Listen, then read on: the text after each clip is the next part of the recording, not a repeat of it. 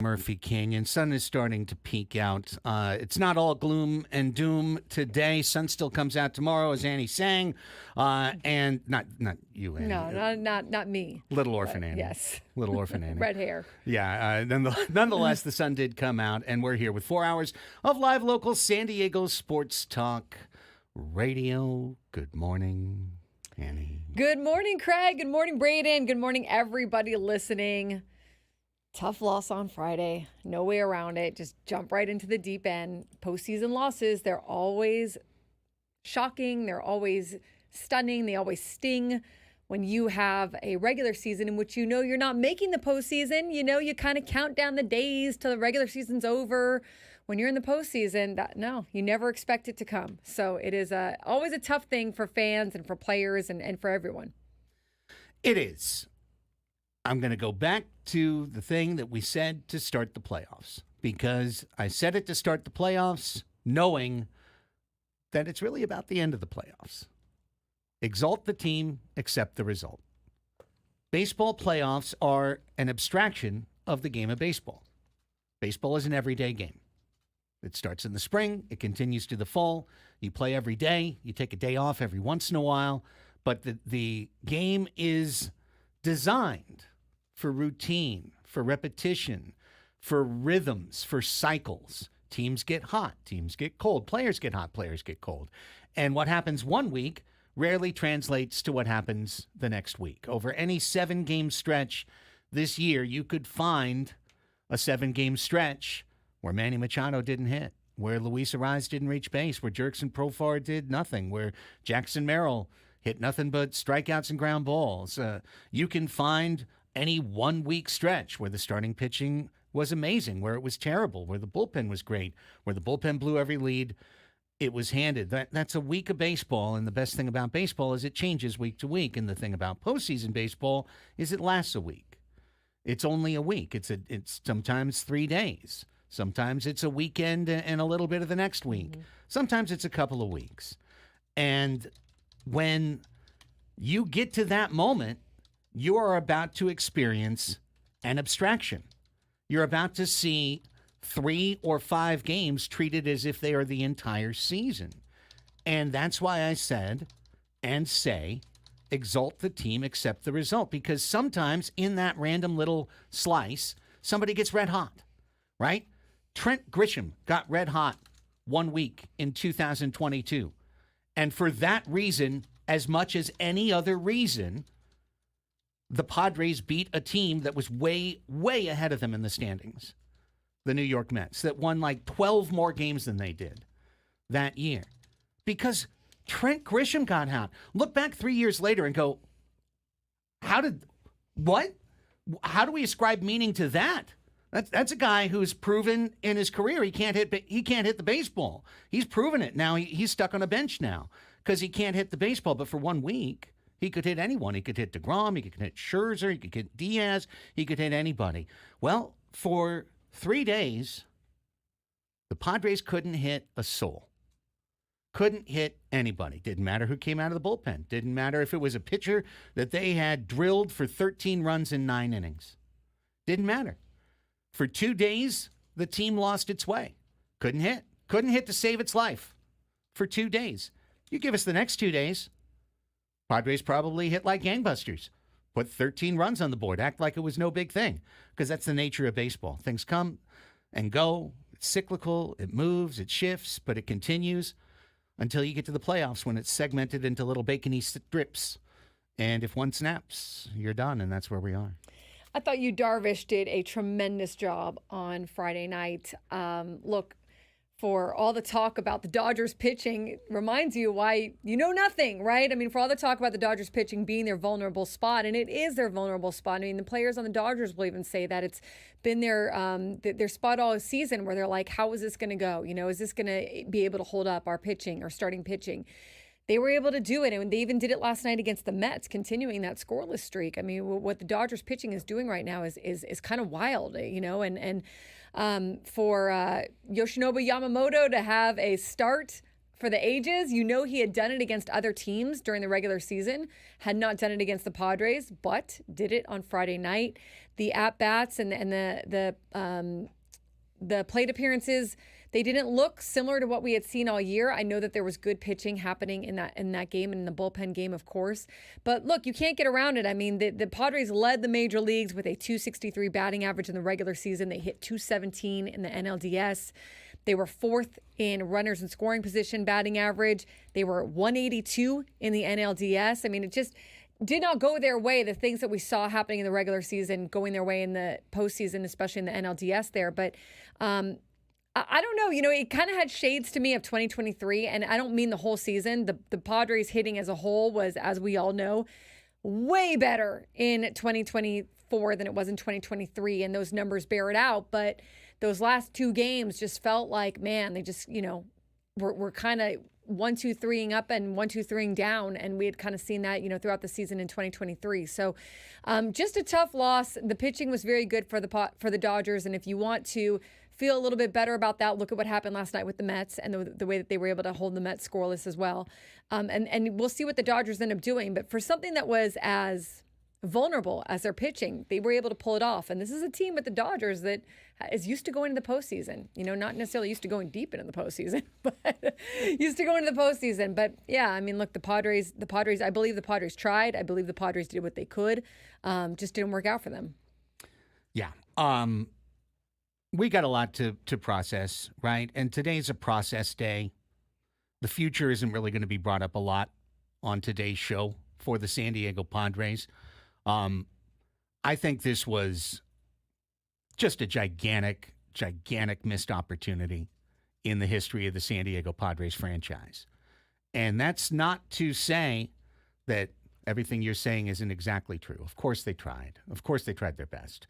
You know, of course they did the best they could. And I come back to you exalt the team. You go into the playoffs loving your team, right? They earned your love for a reason. The Padres played one of the most entertaining regular seasons in baseball history. They truly did. They captivated your imagination time and time again. They kept coming from behind over and over again. So the fact that they literally never came from behind in the playoffs this year. 1-0. 1-0 once. They didn't come from behind in any meaningful sense in these playoffs, in this series. So it was jarring. This was a team that was led by its opportunistic, stylistically different, line drive creating offense. A team that went the other way, that used the middle of the field. So to watch it, and I'm going to say it, we'll talk about it more later, for 3 games, not 2, for 3 games, to see it for 3 games, completely abandon its philosophy, completely go against what it did all year. And yeah, in there was a 6-run inning. A 6-run inning that was aided by 2 double play balls being kicked for 0 outs. Not 1, 2 double play balls as the second and third hitters of the inning. It's an inning that was scheduled for 0 runs. It got 6 because the Dodgers misplayed, thanks to injured players, 2 critical balls. Why were the injured players on the field? Because it's the postseason, because everything matters so much. Again, the playoffs are an abstraction of the regular season. In the regular season, a healthy first baseman makes that play or a healthy shortstop makes that play. But they've got injured players on the field because you think that you got to go with the guy who got you there because it's the postseason, because every decision you make is questioned, every single move is heightened, every player's at bat becomes a referendum on their personality or their desire, like all of these things that are crazy, honestly crazy. And I kind of feel like we both have this Monday after a Friday mentality right now, which is like we've had a couple days to process.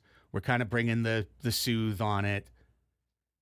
I just want to say, I'm sure there's a lot of people in this audience that are red and raw and sore and bitter and angry and upset today, that have been waiting for today because they haven't had their talk radio outlet for the last couple of days to process this loss. So, you know, before we go any further, I just want to acknowledge your feelings as being 100% okay and in the center of what somebody respectfully and responsibly could expect to feel if you gave yourself to this team this year. Like, personally, I felt Friday to be the second worst sports moment of my lifetime. And there's a gigantic difference, I hope, in everyone's life between a sad sports day and a true sad day, a real sad day, bad things happening in your life, an accident, an illness, an injury, a death in the family, everything else, right? Losing your job, losing your home. There's so many terrible things that happen in your life. Sports is the distraction. But sports do bring, when you're invested, a great, great deal of sadness. And for me personally, I can only put the 2006 Chargers quarterfinal loss to New England at home with everything on the line, the Marlon McCree game, Vincent Jackson stepping out of bounds, missed field goals, everything else, Rashay Caldwell, everything else, ahead of Friday night. I will never forget the rest of my life the disappointment of not just watching this team lose, because, yeah, we all came in knowing that 11 out of 12 teams lose. But to have 19 consecutive batters retired to end the season on 24 scoreless innings to your most hated rival with them screaming down your neck after everything that had transpired in the 72 hours before, I rank it as the second worst sports moment of my lifetime as a fan. 24 scoreless innings is something that's not going to go away when you talk about this team in the postseason, especially. I mean, that's going to be said for years and years and years to come. 24 scoreless innings is a tough, tough way to go for an offense that was, like I said, the number one in batting average the regular season and ranked in the top 5 or the top 10 in pretty much every other category. So clearly they knew how to hit and they had their identity. It was a shame to kind of see that, I guess, go away in the postseason the way that it did. I'm not exactly sure what you pinpoint that in, whether I know Jerks and Profar said after the game, I don't want to give credit to their pitching. We just didn't execute, and then there's other players that gave credit to the pitching. And I'm sure there's a combination of both or going on there.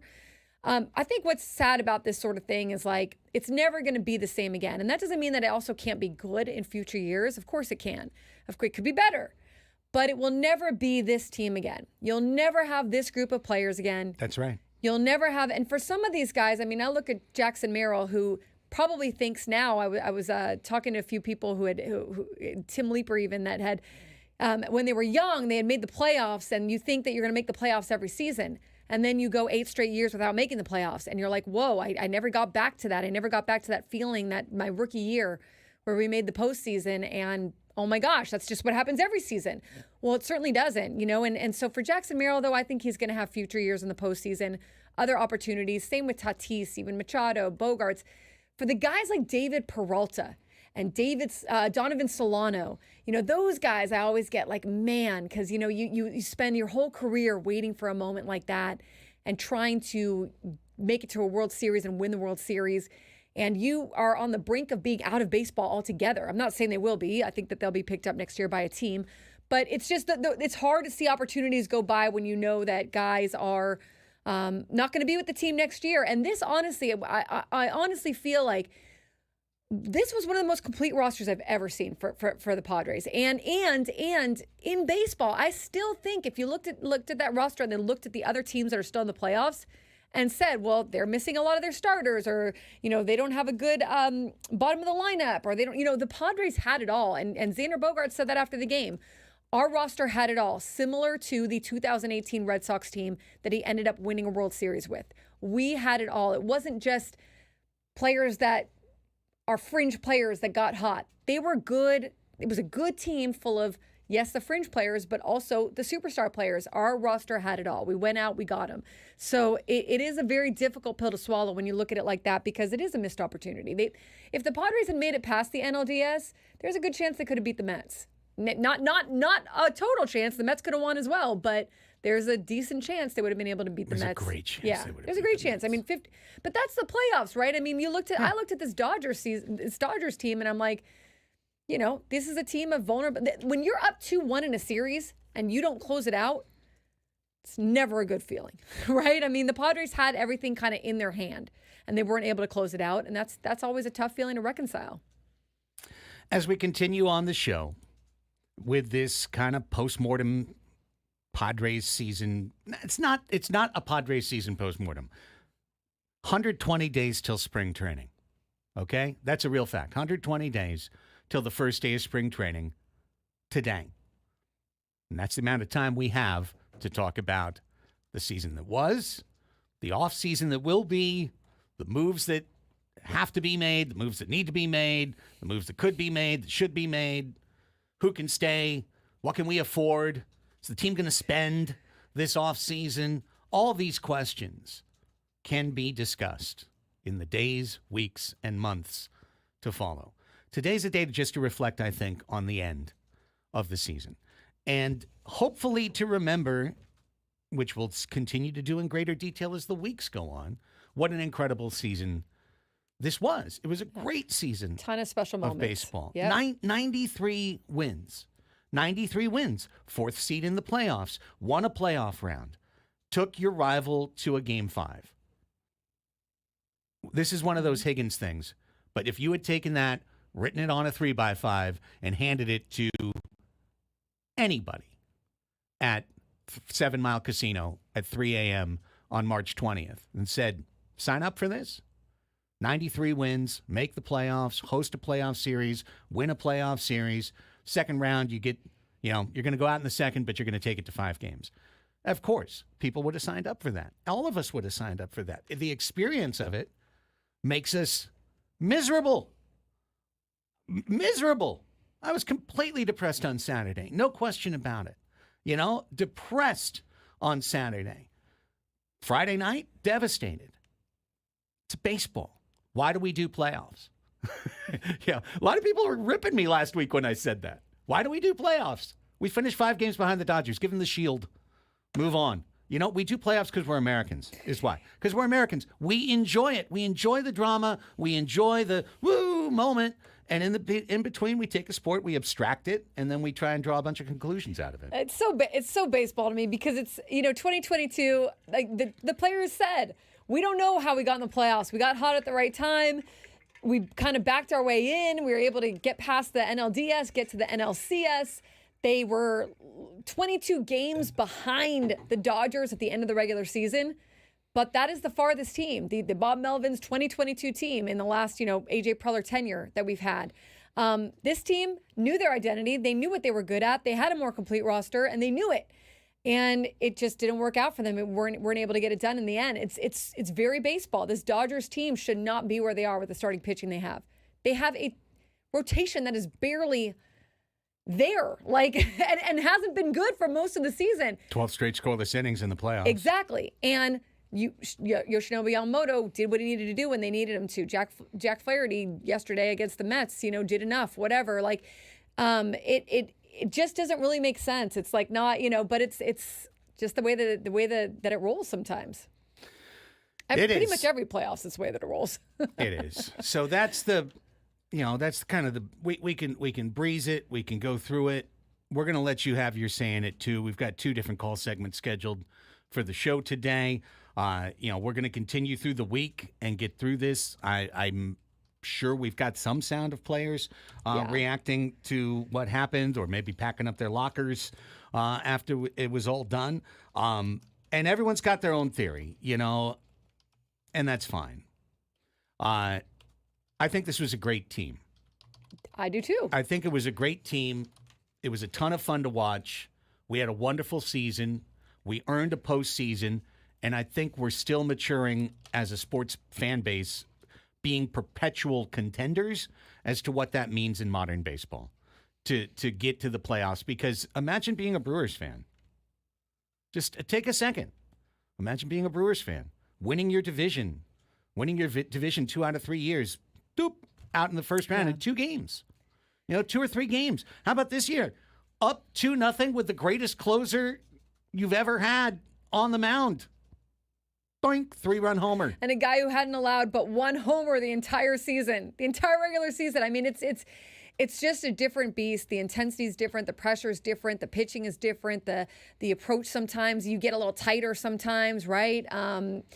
The expectations. So it's a good learning experience. It's never guaranteed it's going to happen again next year. I know that's always a thought, and it should be, right? Like, this team is a good team, but you just never know. You never know with injuries. You never know with guys having bad years or guys having good years. It's always a a crapshoot, right? So I think you got to kind of try to definitely enjoy what you can out of it.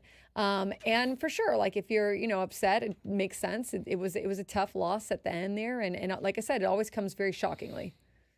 Well, when we come back, how the Dodgers won this series, in my opinion, it was with something that we highlighted when it happened. Sometimes the dark arts work. I think they worked perfectly. And I think Dave Roberts won this series.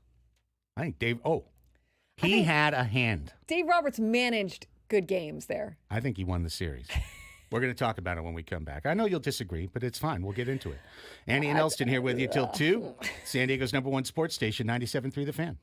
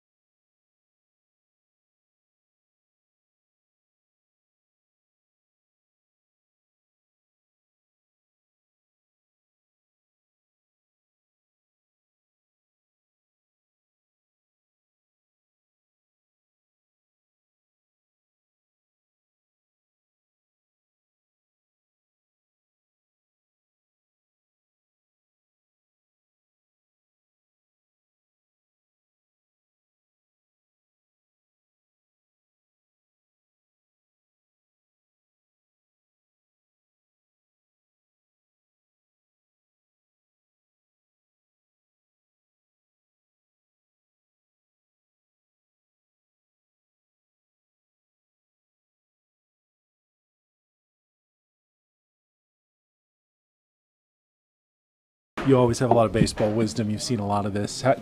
How do you deal with the tough ends like this when they always, have to come in baseball to every team but one? Yeah, I mean,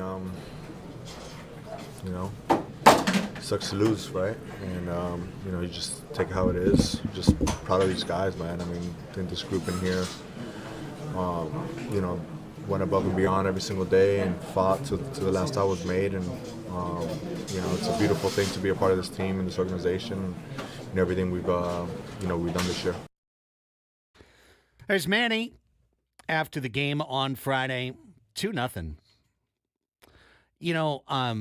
We had on Dylan from Letters to AJ on Friday, and he had a tweet that night, which I thought was, really appropriate for this, because there's a feeling after, you win those games, you get to that moment, Annie, and you lose, and there's a feeling of anger sometimes of like, it was all for nothing.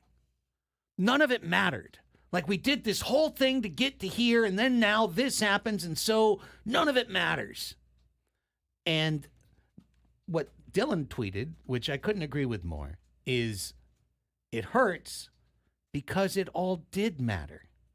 All of it mattered. This team from day one mattered to you. It filled you with interest, curiosity, hope, excitement, all the way through. If, there's the rare few who said, I believed from day one. Okay. Most people, this team won you over the course of the year. It needed time. It took 100 games to get above 500 in any meaningful way. Once it did, it took off like a comet. At some point, we all believed. At some point, the whole country believed. There are all these Hall of Famers on the Fox stage picking the Padres to go all the way. That wasn't because they were flavor of the monthing. It's because they saw the Padres had the most complete team in the tournament. So that's why I said in the first segment, and I'll continue to say, it's okay to feel hurt, to feel robbed, to feel angry about what you saw, because it all mattered to us. This team provided so many positive moments that to see it end with 24 scoreless innings, it's so different, Andy, than, they gave it the old college try and they lost. They lost 7-5. They took a lead. Dodgers came back. We had the time. In other words, I'm describing game one here. We had the runners on in the 8th. We had the runners on in the 9th. We didn't get the big hit, but hey, what a heck of a ball game. Like, Padres had lost that way. I think a lot of people would be sad, but feeling a lot heart healthier than to see 24 scoreless innings, 19 straight batters retired, the literal only rally of the final game being 3 batters long, single, double play. And for it to end like that. It's not just that it ended, it's that it ended the way it ended. Absolutely. And I mean, again, the Padres were second in the majors in close and late situations. They hit 1 for 25 in those situations in the NLDS. And that is what this team was known for. They were known for coming back. They were known for making it tight. A 2-0 game, the whole time I watched, I was like, yes, you don't want to be in that position, but this Padres team, they're never out of it, right? Like, even the 9th inning, I was like, man, just got to get one guy on, get a little rally going. You tie it. If you can't get ahead, just tie it, go to extra innings. Even in game 5, I never thought that they were completely out of it, and so it is a tough pill, because that this offense is so good. It's a really good offense for the Padres, and all those moments that happened during the regular season happened. They're not just erased from the memory, right? Like, they were still. You'll get the little pop-up photos on your phone next year, and you'll be like, man, that was fun. Like when Jackson Merrill walked it off, or when there was this big celebration, or Dylan Cease had the no-hitter, and there were all these moments that were a lot of fun, and I'm sure that we'll get to throughout the season, but definitely understandable for those who invest, their time into this team. You want to see them go farther, because that this opportunity doesn't come up as a given every single year, right? So you're just hopeful that this is going to be the year that they're able to capitalize on everything that they have. But of course, the regular season, in my opinion, the regular season absolutely was valuable and matters. This postseason was going swimmingly for the San Diego Padres. And last Sunday, a week ago Sunday, the team had one of its greatest games in franchise history, being on the road, winning at Dodger Stadium, the team going through what it went through, which, make no mistake about it, was being attacked by fans in the stands, throwing things at the team on multiple levels, multiple players, multiple places, the bullpen, left field, right field, not just invective being thrown, but, 3/4 filled 16-ounce cans of beer, cups, trash being thrown at the team while the team hit 6 homers, while Manny Machado rallied the group, literally rallied the troops in the dugout in a moment of leadership that was spectacular and visible. This moment was an all-time high for the San Diego Padres. In many ways, it felt like the Dodgers were losing the series tied 1-1. And the next day, stunningly, certainly stunned me. I think it stunned everybody. The manager of the LA Dodgers came out and wasn't talking about his team. He wasn't talking about the 6 home runs they gave up or what they need to do on offense or how they're going to fix their pitching staff. He talked about the opponent. He talked about a made-up, invented, completely concocted out of whole cloth incident that never happened. Manny Machado cleared a ball out of play. Like players clear balls out of play 20 times a game. He cleared a ball out of play. And that was turned into intent. That was turned into unsettling. It was turned into the sinister sling.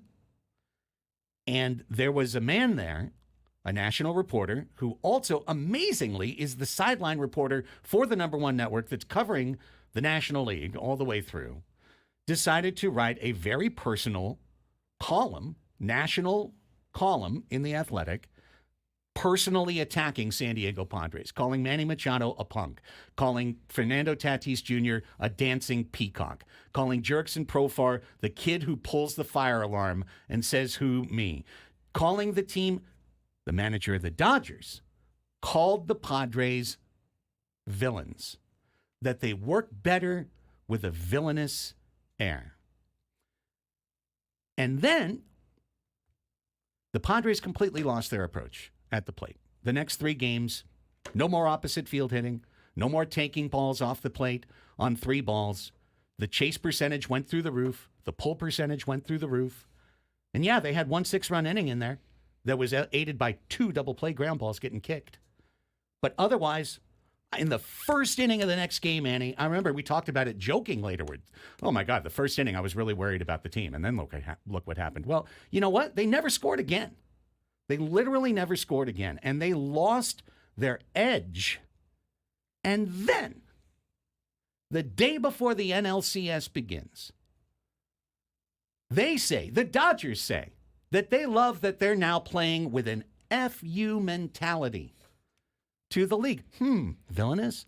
And Dave Roberts admits to his co-conspirator in his subsequent column that he did it all on purpose, that the entire thing was an intentional distraction to change the narrative, to take the pressure off the team, to put the spotlight on himself, and to redirect it to the San Diego Padres. And doggone it, the whole thing worked. It worked. His little plan worked, and we fell right into it. I don't know if there's a connection between what happened with the outside noise and them not hitting. They definitely knew about it in that clubhouse. There was a mandate not to let Ken Rosenthal back on that sideline. There was another person there on, quite honestly, Mark Sweeney was there on, what day was that? Thursday? Wednesday. That ready to go for post-game interviews should the Padres have made it to should the Padres have won. Should the Padres have clinched that day, right? And then they had, name. The guy that's there now. Verducci, who is a respected baseball head and writer and has been in his time. They're going to have to approach this thing with Ken Rosenthal after the season and take a good look at it, because to write something about, it's not that he wasn't allowed to write what he was able to write. I didn't agree with it, of course.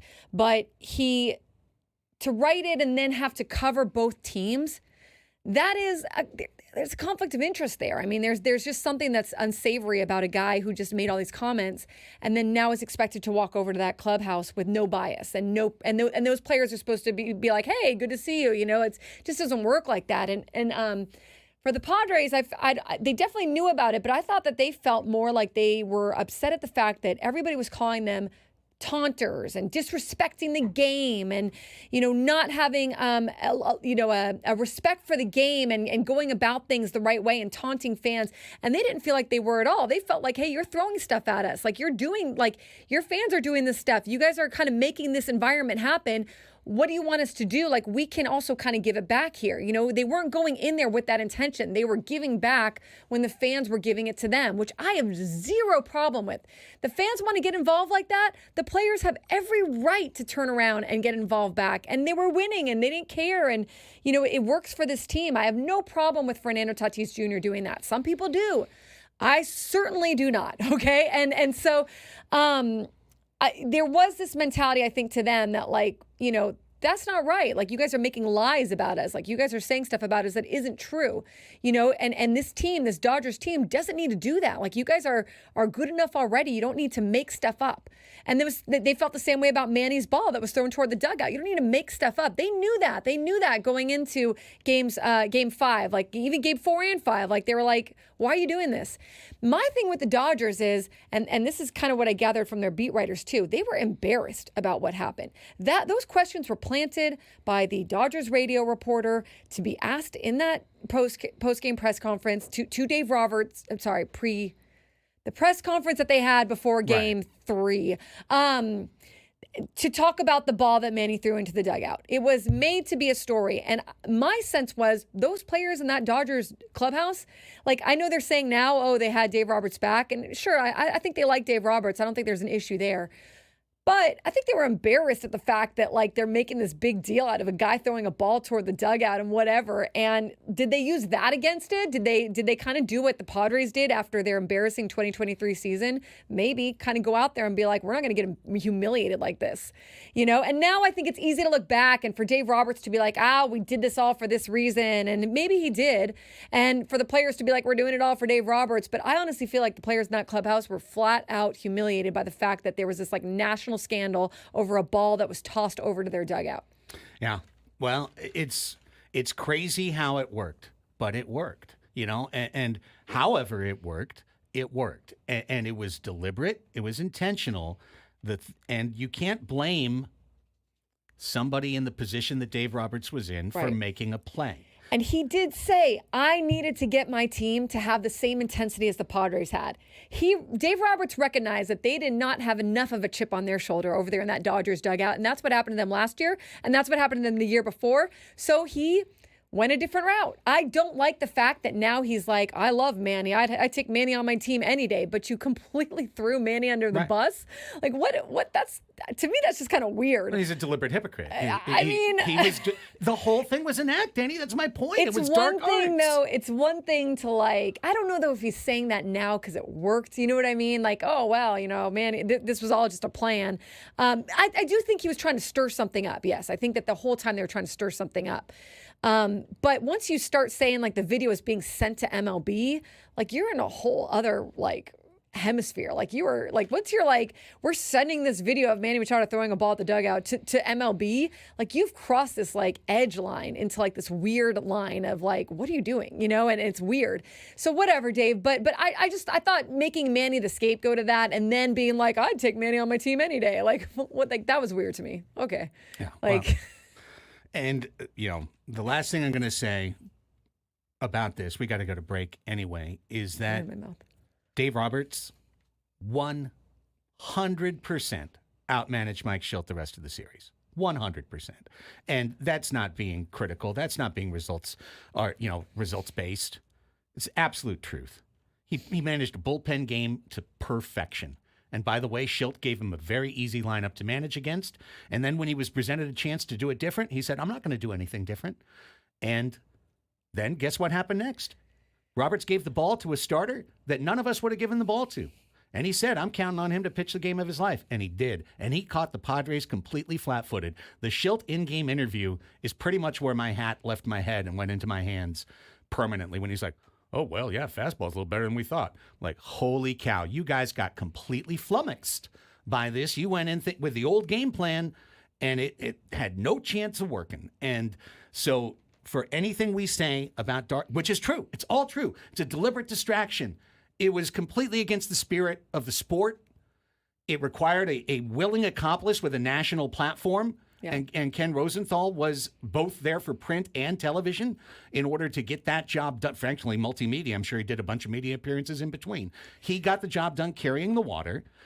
And once all of that was in place, so that we're now talking about everything except the game, the Dodgers proceeded to outmanage the Padres the final 2 games of the season and end their season with back-to-back shutouts. Yeah, and everybody who played into that whole story, I mean, there's a lot of embarrassment there that I think goes around. That it's like if you want to sit there, if you wrote a column about it, if you made it out to be like it was like some egregious thing that Manny did, I do think he deserves an apology. I do think that there should be something written now that it's like, hey, now that we know this was all just a ruse and Manny was just kind of used in this process, I do think that there should be something that's put out there publicly from some of these places, because your words, what gets put in print is there to stay for years and years and years to come.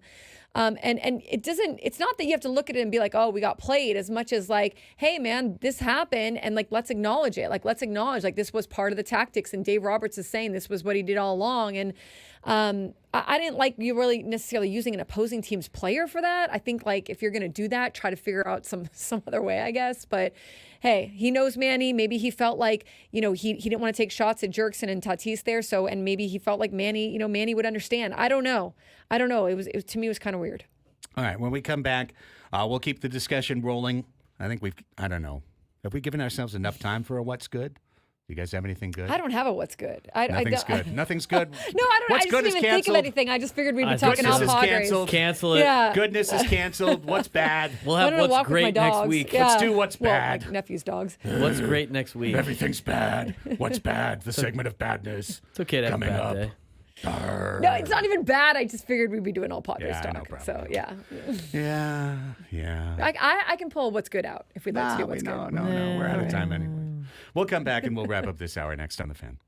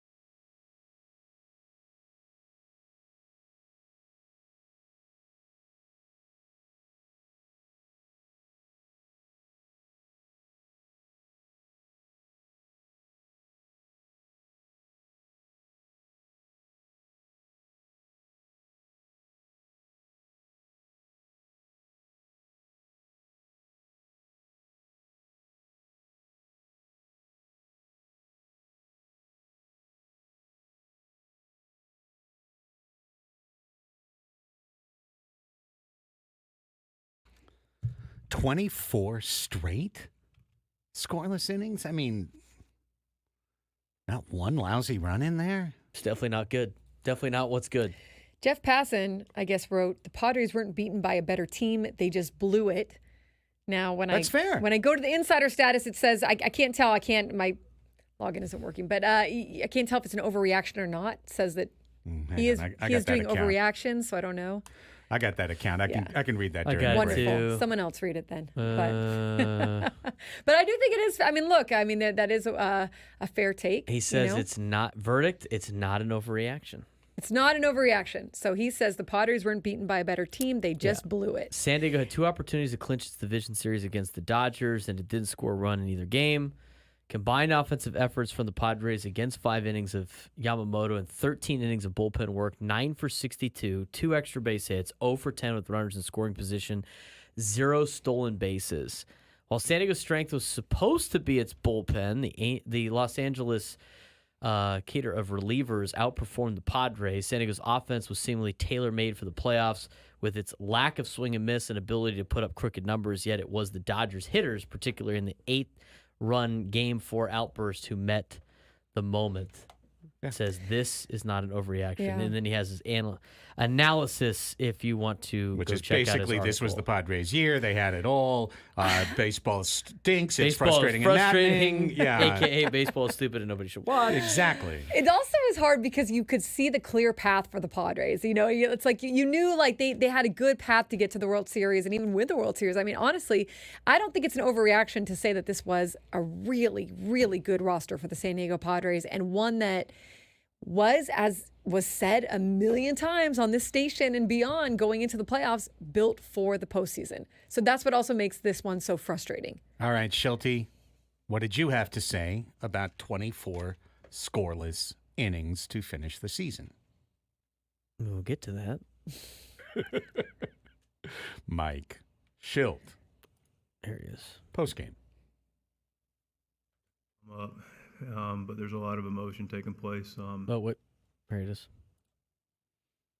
The league in hitting, you scored in bunches. What is your view of 24 innings without a run? Like, how stunning is that for that to be the way this ends for this team? I think stunning's appropriate. Yeah.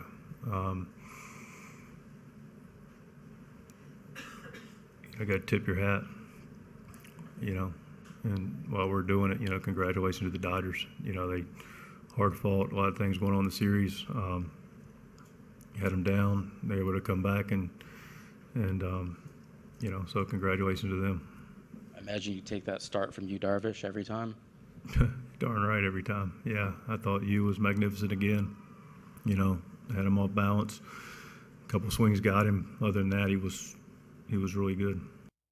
Mike was still processing. That was just minutes after the game. Mm-hmm. There's really no point to that. I mean everyone's shocked. And at you that can't point. you're not going to rile your team up for the next day. There is no next day. You know what I mean? There is no next day. It's just at that point you're just going home. So Yeah, and I was frustrated with the last 3 games, the last 2 games especially, because, sorry, but here they come. Grit Squad didn't show up. Winners didn't find solutions. Right. There were no elite adjustments. All the pithy sayings turned into a really milquetoast, go with what gotcha, keep going straight, no changes, nothing changes, don't do anything. Don't do anything because if I do something, that could upset the apple cart. And that is not how this team was managed all year.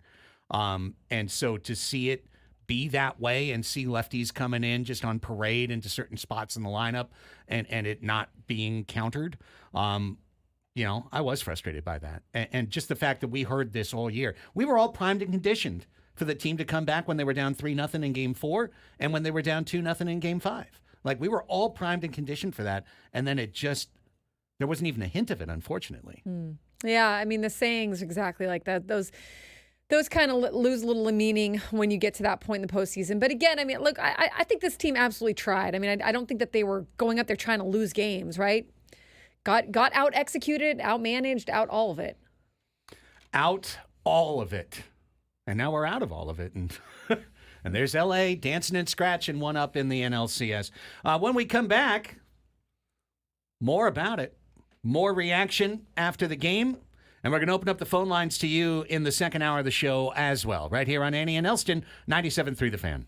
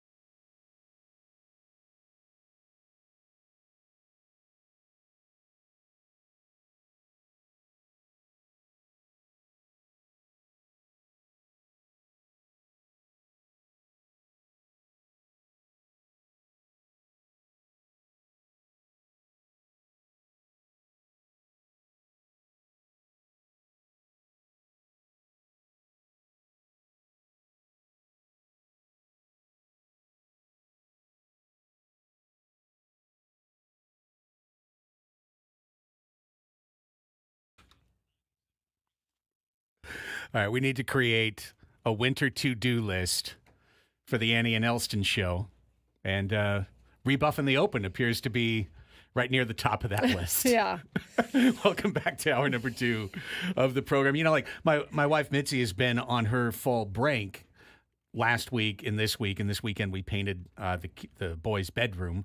That would have been my what's good, was like not paying attention to sports for a period of time over the weekend and doing something that involves, getting up and down a ladder, painting and trying not to splotch the ceiling, putting a little attention into something that's not your anger, despair, frustration, misery, everything else. My grandma turned 102, which Holy is like crap. amazing, and she's still like kicking it, So she still like mostly lives alone and like walks a little slower now, but yeah, 102, and that was cool to see her over the weekend, and took my nephew's dogs for a long walk in like the Steel Canyon-esque area, canyons back there behind the school. So yeah, it was there were good things, right? Yes. Braden, you got anything good? See, look, we just Impromptu created a what's good. We just created a Impromptu what's what's good. good. My wife and I painted the bedroom, but Annie took the dogs for a walk and saw her grandma turned 102. Are you kidding me? That's what's great. Yeah, it's pretty cool. Seeing 102 years on this earth. I actually got to enjoy some college football on Saturday, which is great. Went and called the USD women's soccer game against Oregon State, and then didn't have USD football. They had a bye, so a little bit more of a day to myself of being able to watch some college football. We had some great college football games that we'll get into later on in the show, and got to do watched the a lot same of thing those. on Sunday. Don's had good performance on all 3 levels this weekend. I And think you guys bogarted the points for took all San the Diego points sports teams. for You San took Diego all the sports points. teams. Yeah. We did score a lot on Friday for both the JV Was and the the game varsity on for you? They had it in the end zone. Yeah. Oh, nice. Okay. They were like, hey, it's going to be on when I got there. Every time the Dons scored, they all just gathered around the TV and they went, "Oh no, let's celebrate this instead." They had some so Granite had some still nothing. 1-0. they 2-0. got some I call it a Granite Hills suite. They had some seats in the end zone.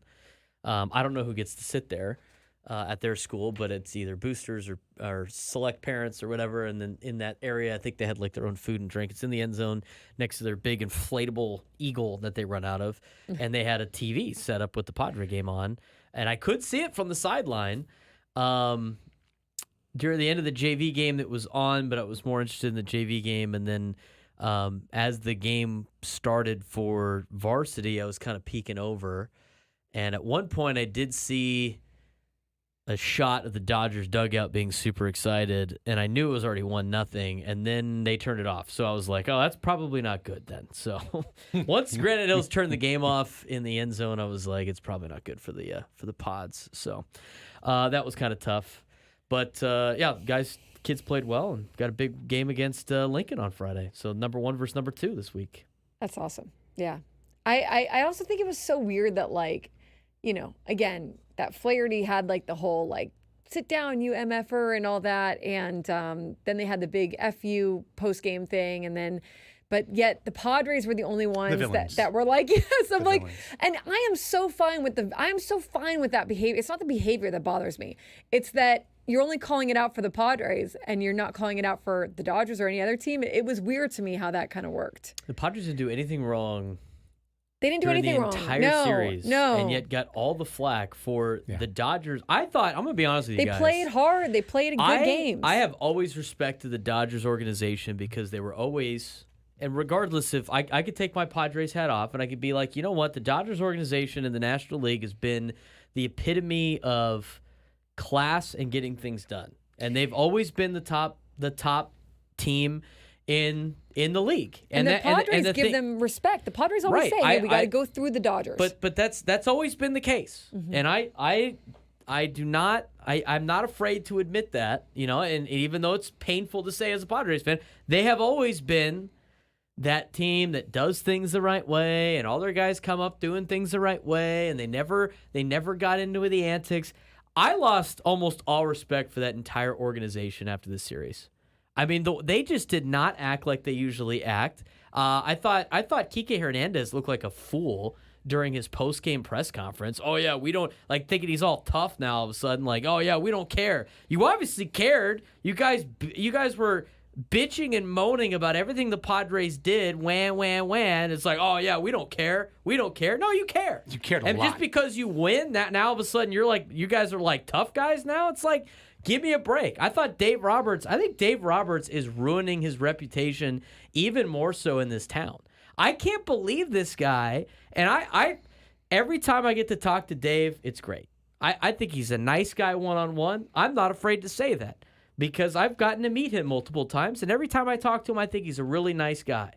But to me, a guy that is from this town, that still lives in this town, to act the way he did in the media during this series and basically crap where he eats, I don't understand what his end goal is. I mean, he's going to win this series. That was his end goal. I know, but like, they were seriously. in desperation.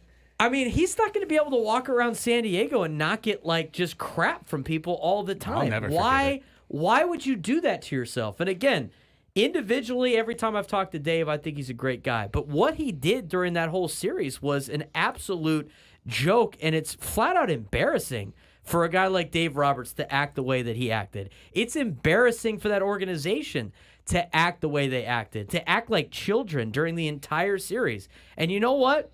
As tough as it is, and it happens all the time, I have to remind myself this as I coach, and I got to deal with teams all the time. They love when every time we lose, it's fine.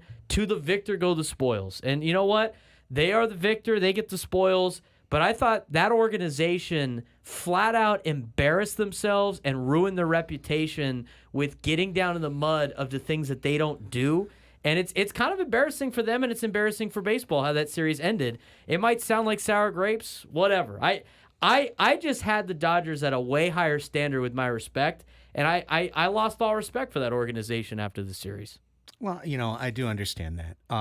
But when we say this stuff on San Diego radio after we lost, I immediately have to toss in the wilted bouquet of LA outplayed San Diego. They shut us out for 24 straight innings. They got our last 19 batters out in a row. We had the hottest hitter in the universe up in a 1-0 game with 2 on 1 out. And, that turned into the double play that was literally the last gasp, the last wisp of smoke to come from the Padres offense in 2024. So when we talk about all this stuff and what LA did, I want it to be clear.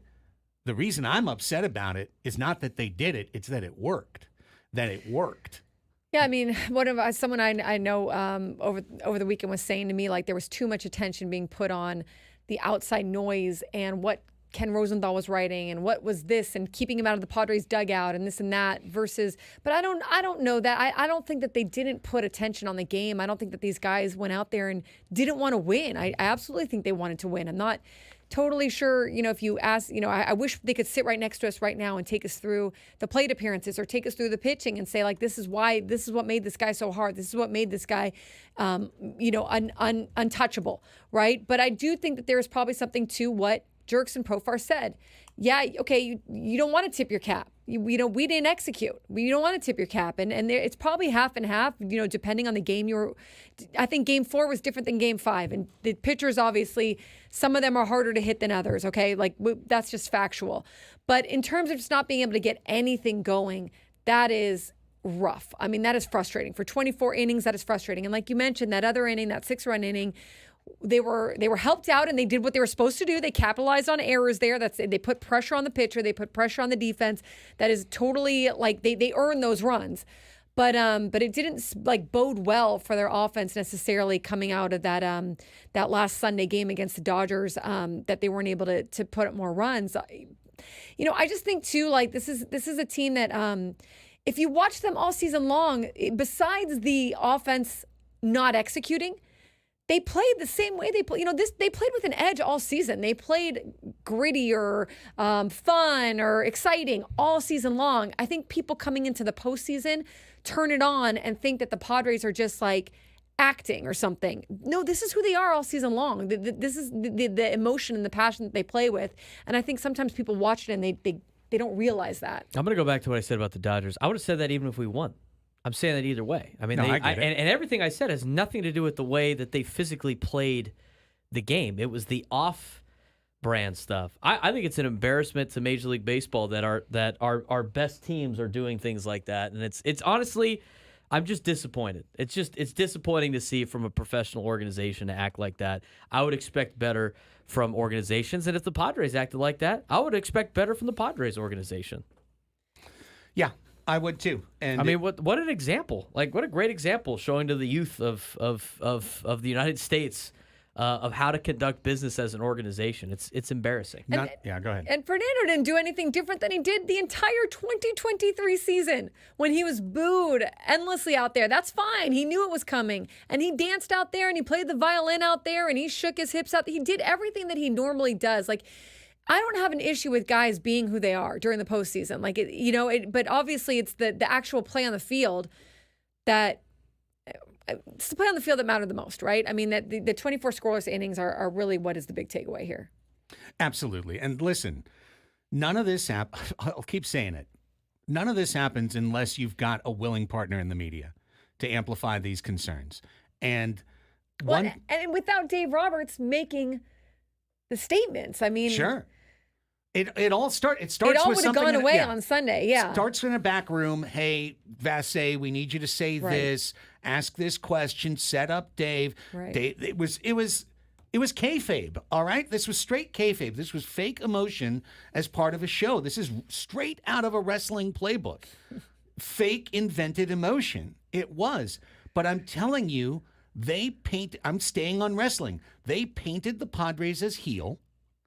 The media said, okay, Padres are heel, Dodgers are face, Padres are Dodgers are baby face, Padres are heel. Rode with it, and I'm telling you, it sucked the joy out of the 2024 San Diego Padres when they were caught between the heroes in their mind and the villains that they were being painted from the outside. And they abandoned their profile. They abandoned their identity. They just stopped being the team that they used to be. And it was pervasive, Annie. I'm not sure if you're watching this, but like the beginning of the Fox broadcast on Friday, again, the Dodgers won, the Padres lost. This is incidental to the game on the field, okay? Now, disclaimer over. They did, they've always got the montage, the dramatic music, right? I am not kidding you. Go back and find it. Go back and find it and air check me if I'm wrong. The Dodgers clips are from their promotional shots. The red, white, and blue neon, the dramatic look up, the shadows. They show Manny, he's blowing a bubble. They show Tatis, he's drying his eyes. They show Profar, he's dancing in front of the fan. Like they literally intercut what they thought were villainous clips of the Padres with heroic clips of LA. And it is, again, not to say that Fox cost us the series. No. It is not. It's not saying anything like that. It's to say that when a narrative is created by a guy with national respect like that, it just gets picked up and run with, because you know what? There's another broadcast the next day. There's another broadcast the next day. There's no time to stop and go, oh my God, this is complete bollocks, and so it did. Yeah, I don't think it's going to benefit the Padres in any way or form to speak about that, all of that, like messing with their performance on the field. Because at the end of the day, like the noise is going to be there. You can't control the noise. And really players do a good job of talking about that. But within the organization, within you also can't totally ignore it. I mean, everybody's sending you stuff, you're seeing stuff, the TVs are on, obviously, your manager's hearing stuff. Everybody, you can't completely tune it all out. But if you're the Padres and it did affect your playing on the field and you are sitting at home and you're like, you know what, I'm not going to say it, but it did, that's something you got to work on, because it's going to, every time you get in the playoffs, that's going to be something there. The noise is going to be there. The noise is going to be something. And, the more you can treat it like business as usual and the more that you can overcome any of that, the better off you're going to be. It's you can't control that. They can make you out to be villains every year. They can lie about you every year. Is it fair? Is it right? Is it just? No, we could argue all that it's it's weird, it's not, and everything, but you've got to be able to find a way to overcome it. I don't know if it affected their play on the field as much as they just got into a weird cold slump. It was weird to me because that's what reminded me of 2023. It was the whole offense. Usually it's maybe just a pocket, or this whole year we've seen guys will pick each other up, but it was like up and down the lineup. So maybe it did. I don't know. I can't speak to those players and what they felt or didn't feel, but I know that they didn't go up to the plate trying to lose this game. Like obviously they wanted to win and continue on. It just weren't able to execute. No, they were not able to execute, and they do not have to share their psychology with any of us, nor will I ever expect any of them to do so. Maybe Xander will have an interview in March where he'll let loose a little bit of nuggets of truth that everyone else is willing to skip right on by. I would expect that from Peoria at some point. But listen, however it came together, it unraveled the San Diego Padres for 2 games. And, the clip we had of Mike where he says, tip your cap, I'm actually going to give him grace on that. That was minutes after the game. You could hear it in his voice. He was stunned. I wasn't happy about almost anything I said for a half hour after that game was over on Friday. It was a traumatic sports experience. There's no question about it. It was a traumatic sports experience. It was stunning. I mean, 2 runs. You've seen the Padres come back from that all year long. 2 runs and being able to then take the lead. Like you were just waiting for that shift. And it just never happened. It never did. Here's a little baseball for you. It's crazy that a whole game can come down to a pitch. That's how pathetic the Padres offense was on Friday. I mean, pathetic is the real word for it. It's not a disparaging term. It was literally pathetic. 1 pitch, but I bet you all out there when I describe it are going to remember this pitch. Top of the 3rd inning, 1-0. Single Higgy, single Arise. Here comes Tatis. Here we come, right? Here we come. This is our moment. It's 1-0. Who cares? This is all we wanted. Get 2 guys on for the hottest hitter in the planet. Yamamoto starts him off. Pitch off the plate. Taken. Ball 1.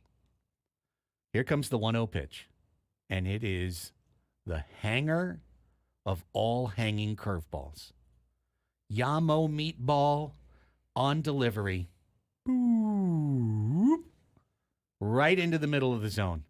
One of the fattest pitches I've ever seen. Fernando just takes it. Takes it for strike 1. I literally threw my hat. I couldn't believe it. I know. What are we doing? We're talking about 1 pitch in 1 at bat. He saw 5,000 pitches. And Fernando was their best hitter. Best hitter by a mile. Postseason. Best hitter by a mile. Best hitter by. Look at Tyler in the chat. Same thing. That moment, guess what happened next? 2 pitches down, and then he swings at a pitch down. He swung at ball 4 and grounded into a double play on ball 4. It's crazy. I think maybe the intensity, the pressure, the seeing Yamamoto again. Who knows? Something got in their heads. Maybe they're overthinking it. You know what I mean? Like maybe just you go up there and you kind of got a little bit away from the simplicity of it all. And what you need to do. Maybe trying to play a little too much hero ball. Maybe pressing just a little too tight. Just a little too tight, right? And that environment can do it for you, too. A Game 5 elimination game can also do it for you. No one wants to make a mistake. As much as you want to be the hero, you also don't want to make a mistake, and sometimes you can kind of fall into that rut. But, I mean, I don't know. I know what you guys are saying, too, about I don't think Dave Roberts, I don't think he's that smart. I think that he put it out into the media to try. I think he never thought that video was going to come out. And I do think he tried to rile his team up. But now I think he's just kind of taking credit for something that ended up going his way. Still a bad look. It's a bad look no matter what. Yeah. It still says everything. It still guarantees or goes with everything that I've already said about that organization. I'm disappointed because they used to be the class of the National League, and then they acted like a bunch of schmucks the last couple of days. I thought the Padres, in terms of the overall momentum of the series, I think the Padres lost momentum when Teoscar Hernandez hit the grand slam. 100% agree. That was more. the turning point of the Could series. not agree and more. When it happened, I immediately lost my mind watching on the couch. Even though the Padres still had the lead, I said, they are dead and out of it. And if that result is different, and the Padres win that game 6-1, and it's a lot of what ifs, but I just know from the mental side of sports and dealing with players that, and from that emotional draining side of sports, you win that game 6-1. They go into the clubhouse going, this is over. They check out. Here we go again. We can't get out of the divisional round, and instead they sit there and go, look, we hit a grand slam. We fired back on King. The only inning they had was one inning where we kicked the ball around. Let's lock in and go win game 4, where the other team, like the Padres, even though they probably will never admit this, are going to feel a little bit more comfortable being in a situation where it's not go home for them. They kick the Padres' ass on Wednesday, and it leads into now who all of a sudden is tight going into the last game. And all of a sudden it's the Padres tight. So overall, there's a lot to be said. The Dodgers, I mean, they outplayed the Padres when it mattered. They did. They outplayed the Padres in game 1. Yeah. They outplayed the Padres in the 8-0 game. And they outplayed the Padres on Friday. So as much as we can say Padres had a better team, and when it came down to it, the 3 games the Dodgers won, they flat out outplayed the Padres in those 3 games. It's something to learn from and worry about next year. Yeah, and I would even I would not only rubber stamp what you said, but I would even add a couple of elaborations to it. Not only if they had won the game 6-1, even if they had won the game 11-5.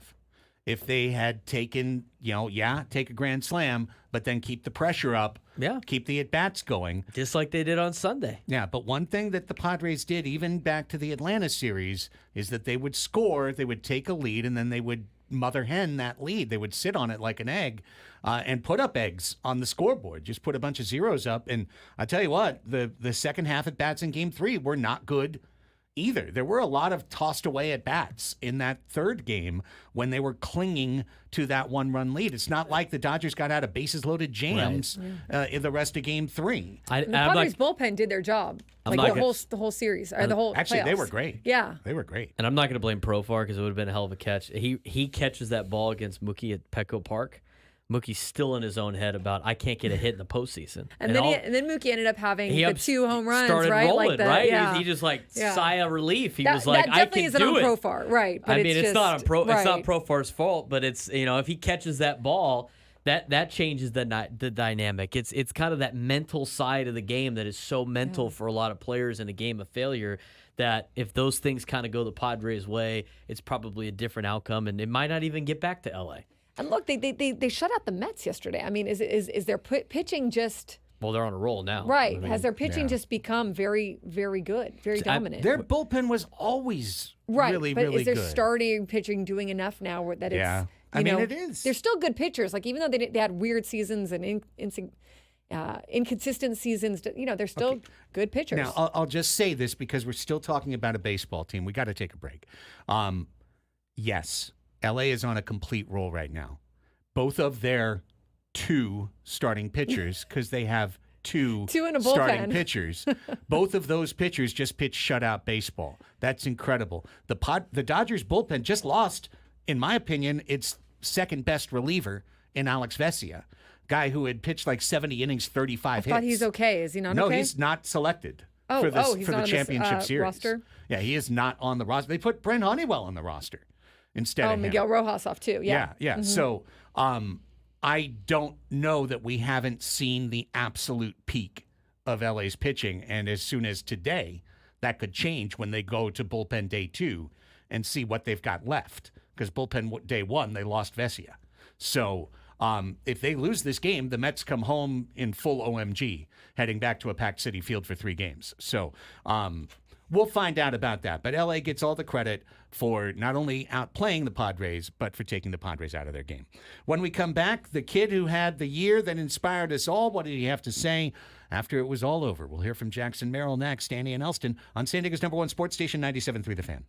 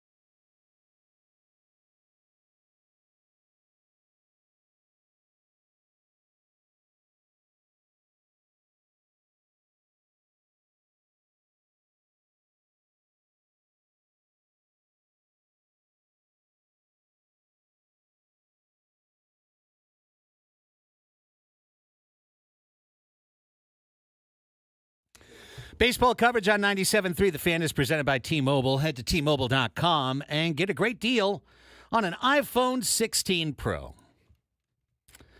We're professionals here on Annie and Elsten. Today, this is a job. This is 100% a job. I love doing this job. Today, this is work, is to get through a show like this. We've got a very raw, sore, bitter, it's just an exposed nerve of a fan base right now.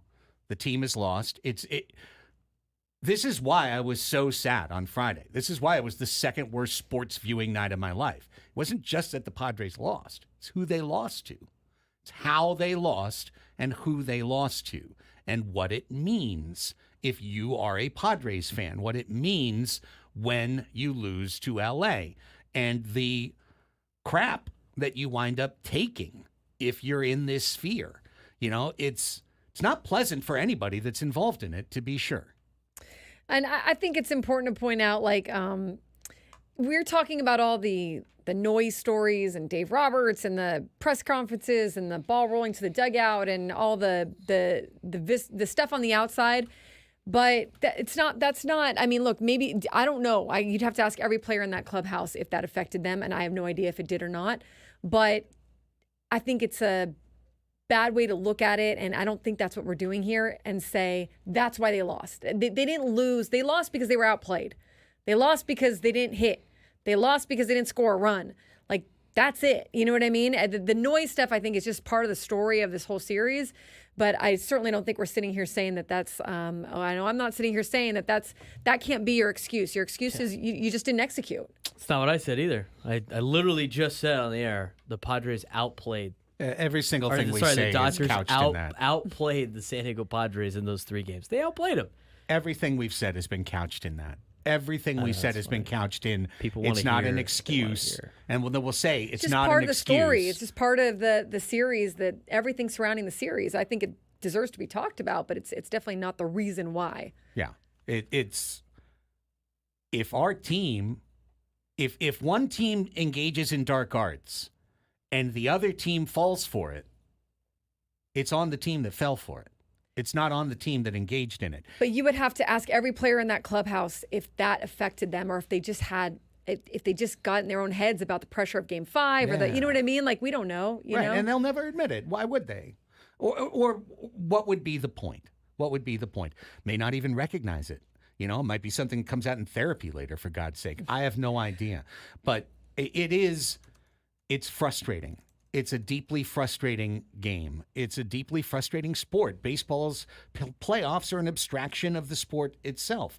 So we get all heightened about it. But, honestly, I think part of what makes it a job today is because specifically it's LA, and I am not saying this to whine, complain, cry more tears, Padre fan, or anything else that somebody in the LA fan base who has specifically showed up on this show for no purpose other than schadenfreude.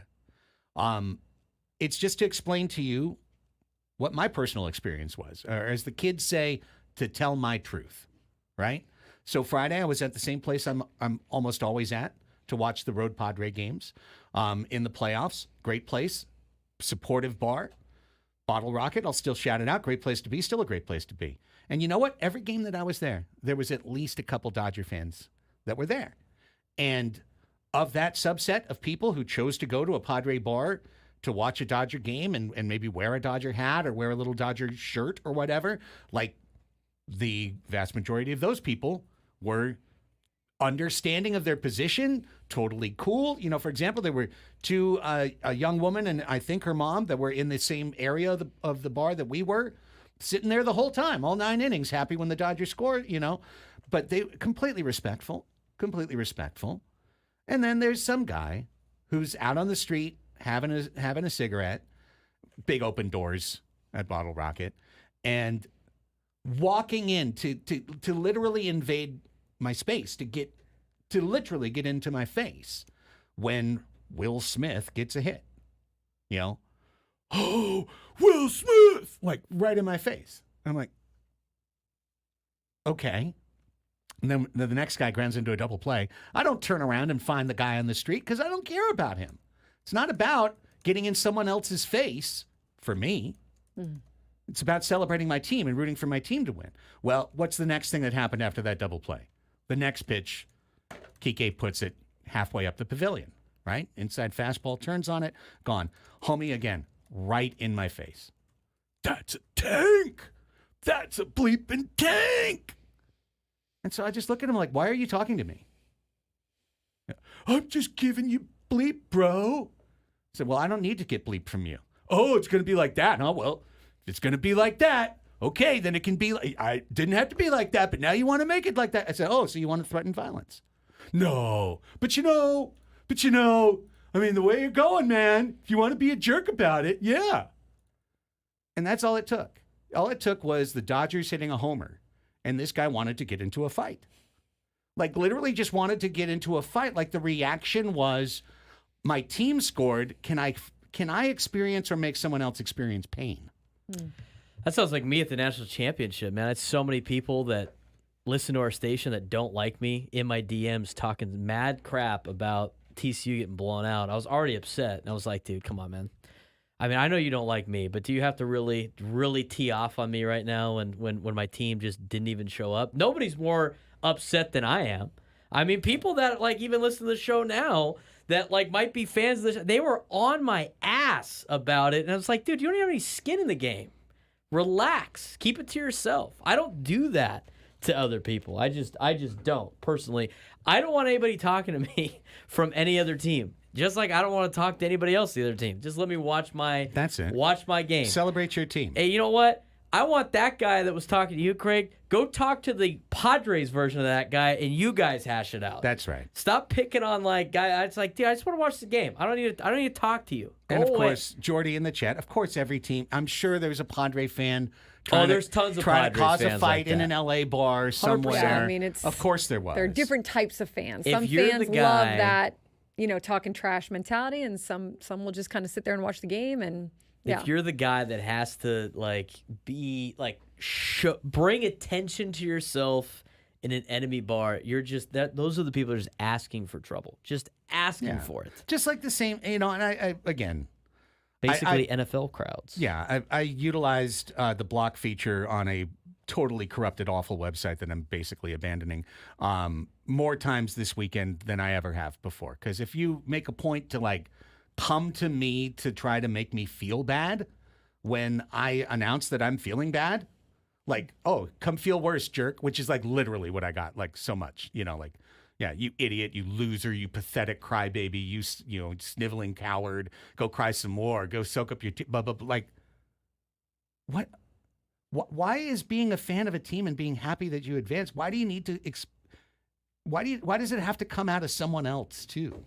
Why it's already a zero-sum game. We can't both win the game. You won, you advance. It's a zero-sum series. You won, you advanced. We lost, we moved on. We're moving on. So what's the point of online bullying? What's the point of spreading negativity? What is the point of like all of that? All it does is reinforce why this was such a bummer series to lose. Why the stakes were real and the impact is lasting, because the next time that this series comes up, and it's going to happen again, it's probably going to happen, could happen next year again, then the next time all of this is laid on top of it again. The sinister sling, you guys choked, 24 scoreless, can't get over big brother, little brother, the whole thing. That's why I say They all the earned time the rivalry's in the stands. It's in the stands. Because I think a lot of people, the Padres probably take it hard, but there's a lot of people that are probably taking it a little bit harder than they need to. Obviously, we're telling some of those stories that we heard during off air. It's just at the end of the day, it's just a game, and it is what it is. Padres got outplayed on that.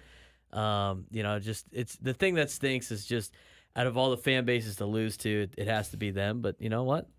Get another chance next year. See if they can take it to them. Yeah, got to get better. Let's take a timeout and let's open up the lines. 833-288-0973. We'll do this now. We'll do this at the end of the show as well. Let's give you a segment to say what you got to say. 833-288-0973. Give us a call. We'll take your calls next. Annie and Elsten, San Diego's #1 sports station, 97.3 The Fan.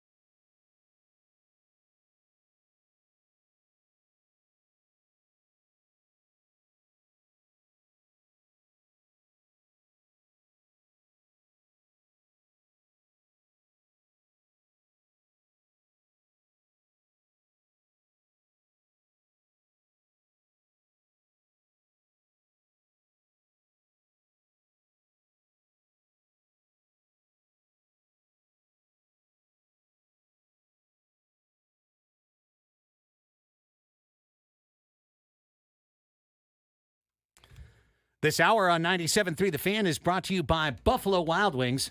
Buffalo Wild Wings is football. Hey, San Diego sports fans, Buffalo Wild Wings is kicking off football season with 2 limited-time sauces. Try their new Buffalo Bacon Sauce for bold notes of smoky bacon, or get the fan-favorite hot barbecue before it's gone. Stop by your San Diego B-Dubs or order now for takeout and delivery with Buffalo Wild Wings. Go! All right, we go to the telephones. Annie, we've got a lot of folks who want to jump in and chat. Let's hear it. Honestly, we've got a full board. We could just do this for the next 3 hours. I think people want to be heard. I get it. We might open it up again. Yeah. We'll see. The second segment of the 12 o'clock hour. Definitely to end the show as well. Top of the board we go. Here's Dan in El Cajon. Hi, Dan. Welcome to the program. Hey, thanks, guys, for taking my call. I'm glad that you guys turned the corner on the whole talking smack thing from the Dodgers, because those guys are pros. The Padres are pros, and every pro sport, whether it's football, basketball, soccer, baseball, everybody talks smack on the field, and that's why they're paid the big money. That's what separates the high school and college boys from the pro guys, because the pro guys are taught and trained to just ignore that kind of stuff. But here's where I want to go with this. We could talk about a lot of different areas as to why the Padres lost, but I think one just bright out spot is the fact that we had too many guys in the lineup that just were not hitting through the whole series, not just the 2 games, the whole series. Jackson Profar batted 200. Manny Machado batted 179. Bogarts 167, and Jake Cronenworth 136. And Machado was brought in to the Padres to add that big punch, not just so we could have more wins during the season, but to take us to the promised land. So was Bogarts, and these guys are batting 167 and 179 in truly one of the most promising seasons the Padres have had in a long time. No, it's true. And this is the second year, and I'll finish with this. This is the second year that Jake Cronenworth just has failed us towards the end of the season and into the playoffs. So I'll rest there. Thank you, Dan. Appreciate the phone call. Look, you could add a rise to that as well. It was weird to see a rise not be able to do his thing. Yeah. You usually figure he can get at something, but he was not able to get at anything. And we've got a queued up topic at 1 o'clock of who was just personally, I guess, most disappointing player on the postseason. And honestly, because of the way, when you have 24 straight scoreless innings and you only play 7 games, like, everyone's stats are going to look terrible because you didn't score for 24 straight innings. So, therefore, I mean, like, other than Tatis. Yeah, there's really no one else in the lineup that could come close, that even had any close numbers. I mean, Fernando, you'll look at those postseason numbers at the end of the season now. You know, you go back and look at the team's postseason numbers. It's only Tatis. Yeah. It really is. So, I mean, that's fair. Let's go to Omar in Marietta. Hello, Omar. Welcome to Annie and Elsten. Yeah, hi guys. Just feeling the same thing that everybody's feeling, and I agree with everything that you guys were saying for the most part.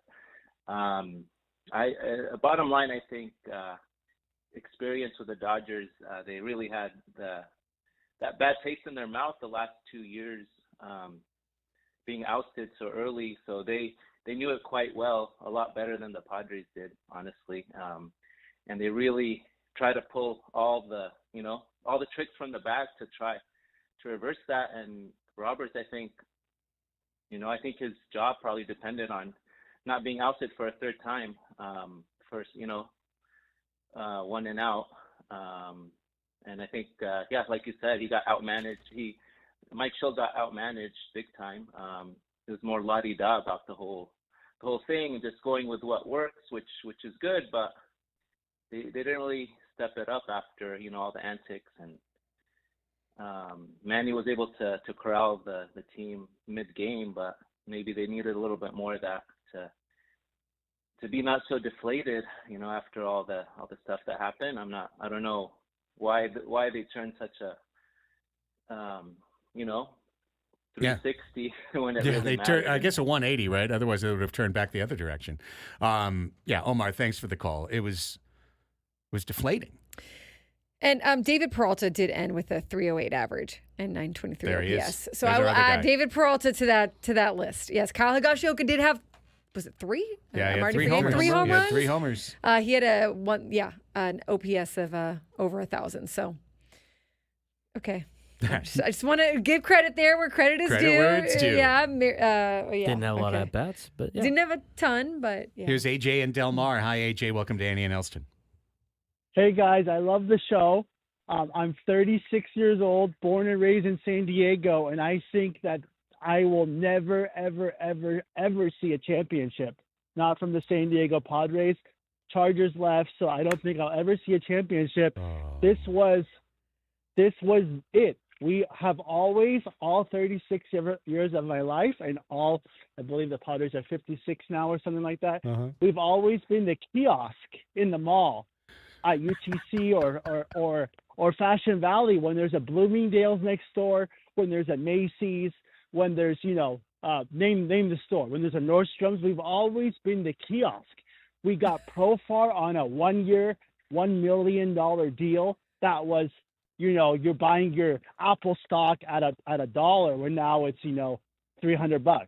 So we got Profar for $1 million. We got Higashioka. We got Arise in a crazy trade. All amazing deals. Estrada, we got really lucky with. Merrill, who I think is going to be the second greatest Padre ever. Okay. When it's all said and done. Too bad he'll never win a title, though, huh, AJ? Yeah, Sucks for him. I just don't see it. This was the team.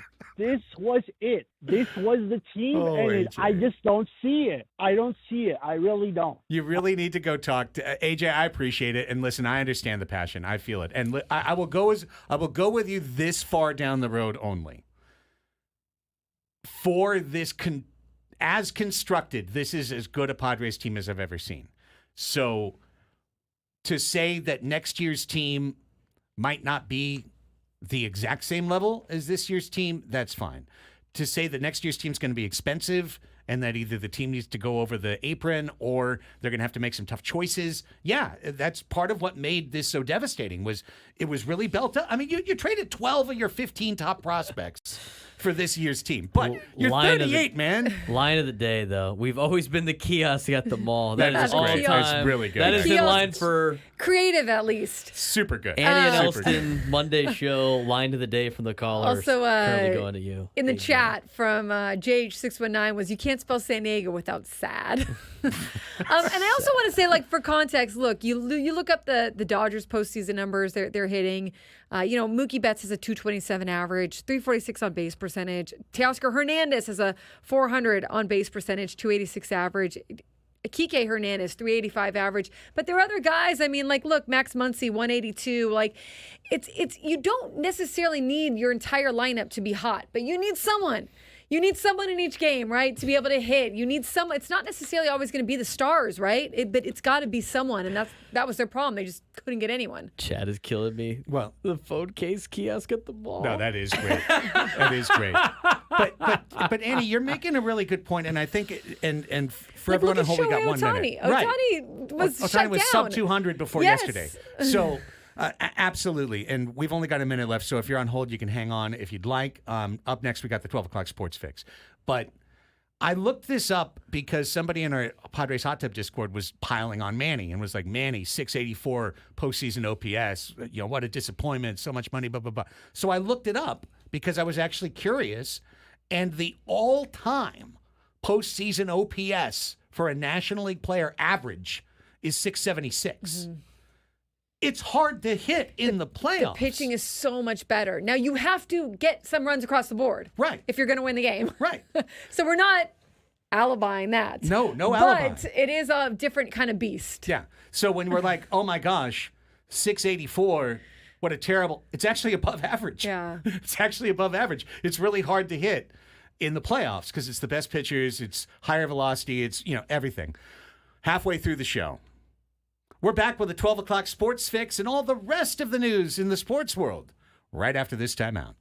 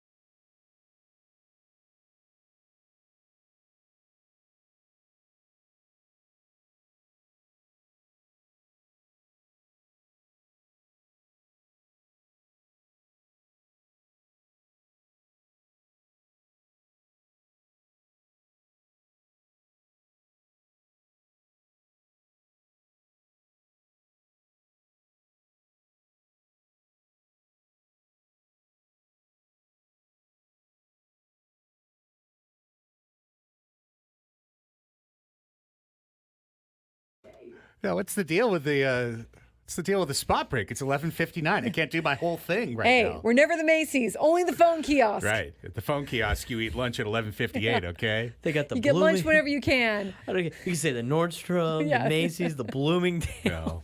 Can I interest you, sir, in a new phone case? What's that Nordstrom Damn, knockoff AJ. in the South? Dillard's or something? Yeah, something like that. Yes. Dillard's. We're not the Dillards yet. We're not quite the kiosk killers.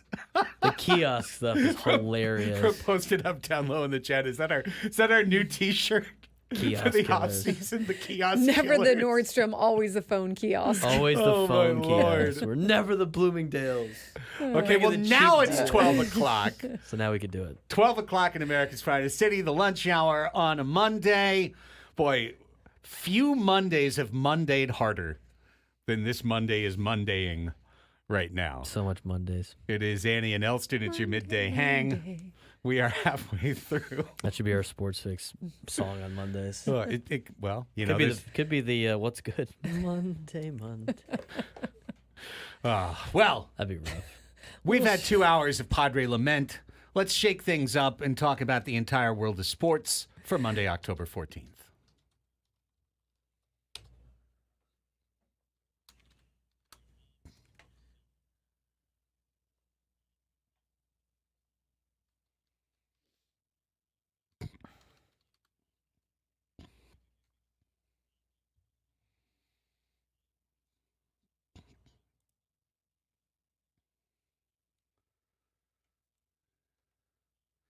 It's all the news from the sports world for Monday, October 14th, 2024. It's your 12 o'clock sports fix on Annie and Elsten.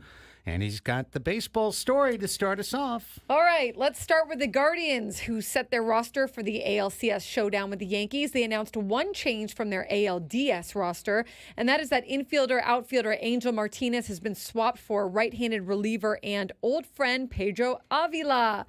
Avila was acquired from the Padres in exchange for cash back in April after San Diego designated him for assignment. He went on to play a major role as a multi-inning option out of Stephen Vogt's bullpen, appearing in 50 games and tallying 74 2/3 innings with Cleveland. Along the way, he pitched to a 3.25 ERA. Anthony Rizzo and Marcus Stroman have rejoined the Yankees for the ALCS as the team feels they have recovered enough from their injuries to be back on the field. The two veterans were added to the roster ahead of Game 1 against the Guardians on Monday, with Ben Rice and Duke Ellis coming off of it from the group of 26 players. The Yankees had also considered rushing back Nestor Cortez, who threw his first bullpen session Sunday since being diagnosed with a left elbow flexor strain, but he may be more realistic for the World Series if they make it there. Right-hander Justin Dunn is holding a showcase for scouts on Tuesday, according to the Boston Globe. Just a few weeks after his 29th birthday, Dunn is looking to exhibit both his pitching repertoire and his health after essentially missing 2 full seasons. He was limited to 3 1/3 innings in the Reds farm system in 2023 due to a rotator cuff issue and then a shoulder surgery in September of that year. He didn't pitch at all this season while rehabbing from that procedure.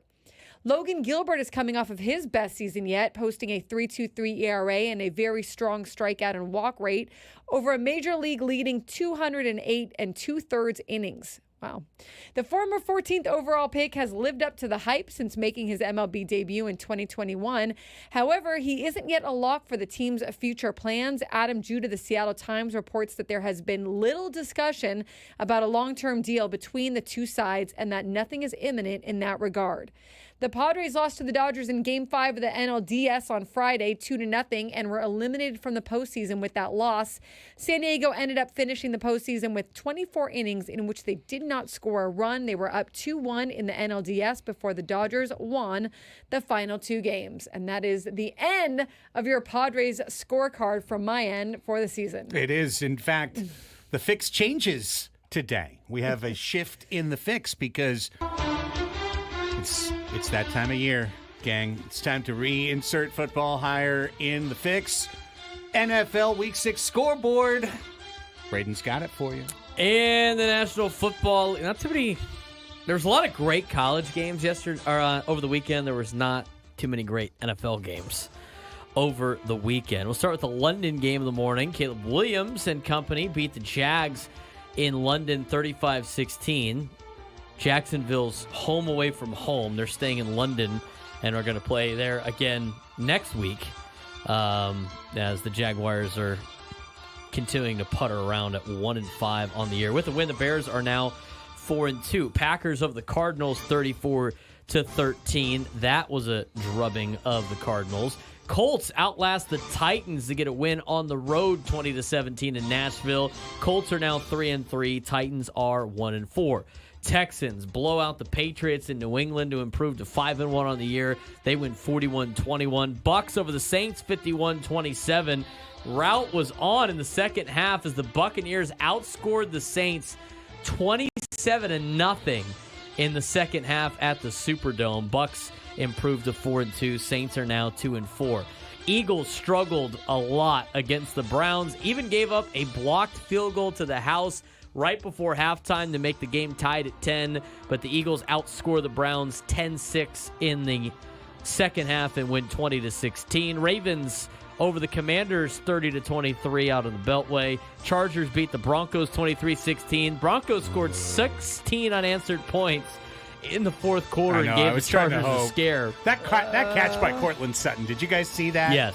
One-handed diving catch in the end zone. One of the best catches I've ever seen in my life. It only cut the lead to 10. It was, kind of a very Chris Paul-ish moment, but it was good. If onside kicks weren't such a sham in the National Football League anymore, Broncos potentially never. Yeah. That looked like I was sitting there watching that game. But there's no way. There's no way that this becomes close. Broncos. They can't possibly Charger this one, can they? But there's that. Steelers over the Raiders, 32-13. Raiders are not very good. Steelers pouring it on late. They scored almost double digits in every quarter. Falcons beat the Panthers 38-20. And the Detroit Lions, our beloved Detroit Lions. Just took it to the Cowboys. They won 47-9. Dallas looks a crazy score. Awful. Detroit tried to find multiple ways to give the ball to one of their linemen for a touchdown because they got hosed last year in this game. Every one of them it got called back. Or some tomfoolery happened, but Lions cruised to 4-1. Cowboys now at 3-3, and they have not looked good at home. In fact, all three of their losses have been at Jerry's World. Not a good day to celebrate your birthday there, Jerry. No. As they lost 47-9. Night game might have been one of the most boring night games I have ever seen in a very long time. Might be one of the worst Sunday Night Football games I've seen in a long time. Aside from Joe Burrow's 47-yard touchdown run, which is exciting to watch a quarterback in the NFL run that far, there was really nothing to be seen there. Bengals win 17-7, improved to 2-4. Giants with the loss are now 2-4. Thursday's game from last week, Niners over the Seahawks 36-24. Tonight on 97.3 The Fan, Bills and Jets. Because everybody can't wait to tune in to the two teams from New York. Playing at 5:15. If you want to watch it, it's on ESPN. If you want to listen to it, right here on 97.3 The Fan.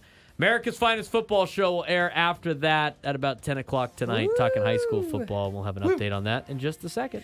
The Aiden Hutchinson injury. That is what happened to me, though. My tibia and my fibula both broke out of my skin when I landed I will have an aerial details that did not go well. Oh, are you coming back to that? Yes. Oh, my bad. These are just scores. I'll have the Sorry, full Braden. NFL update wow. We later. come back to the NFL update. Okay. That's right. Okay. Aiden Hutchinson, that sucked. We just love this. For dude. us diehard Lions fans, it turned a great win into almost a loss. See, I hope Craig goes to one of these bars. Not a Lions bar, but anti-Lion bar, or like where they're playing the Bears. Lions gear. And then faces. just like, touchdown. What do you think about that? How does that make Dodger you feel? fan it. Just stand outside. Yes. Just burning a dart outside and just leaning in with smoky breath every time. It's so the much Lions complete a easier. pass. It's so much easier as a bandwagoner fan to do that, Craig. That's a good point.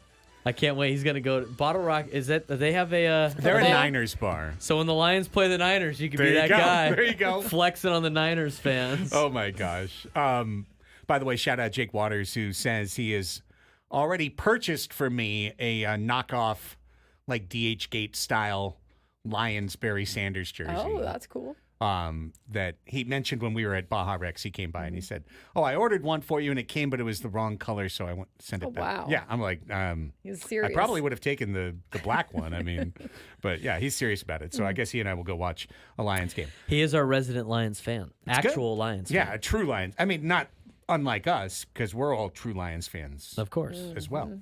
Annie's wearing her hats on Sundays. Yes, I'm She's- completely she's in dialed line. in. I'm at Applebee's. That's Yeah. right. I'm not. But in my dreams, I am. In your dreams, you're in Applebee's. With Coach. With Dan Campbell. Dan Campbell, right. And Brock Purdy. And who's Saquon. I'm sure moved by now from his house that was being Yes. doxxed. Yes. This particular segment of the fix is going to get tweaked as we continue forward because now I've got all this stuff. Here we go. Hey, you thought it stunk to be a Padres fan on Friday. How about being a Wave fan on Sunday?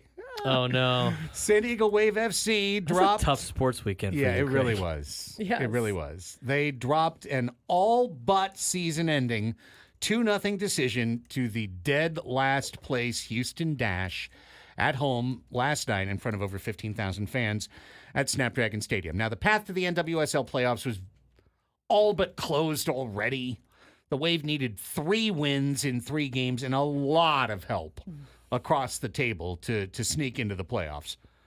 But they appeared to have even that thought back of mind coming into Sunday. Landon Donovan started a rotated lineup with top French stars Delphine Cascarino and Pearl Maroney held on the bench till the 60th minute, likely to save their legs for Wednesday when the Wave host Club America in the CONCACAF Champions Cup group stage.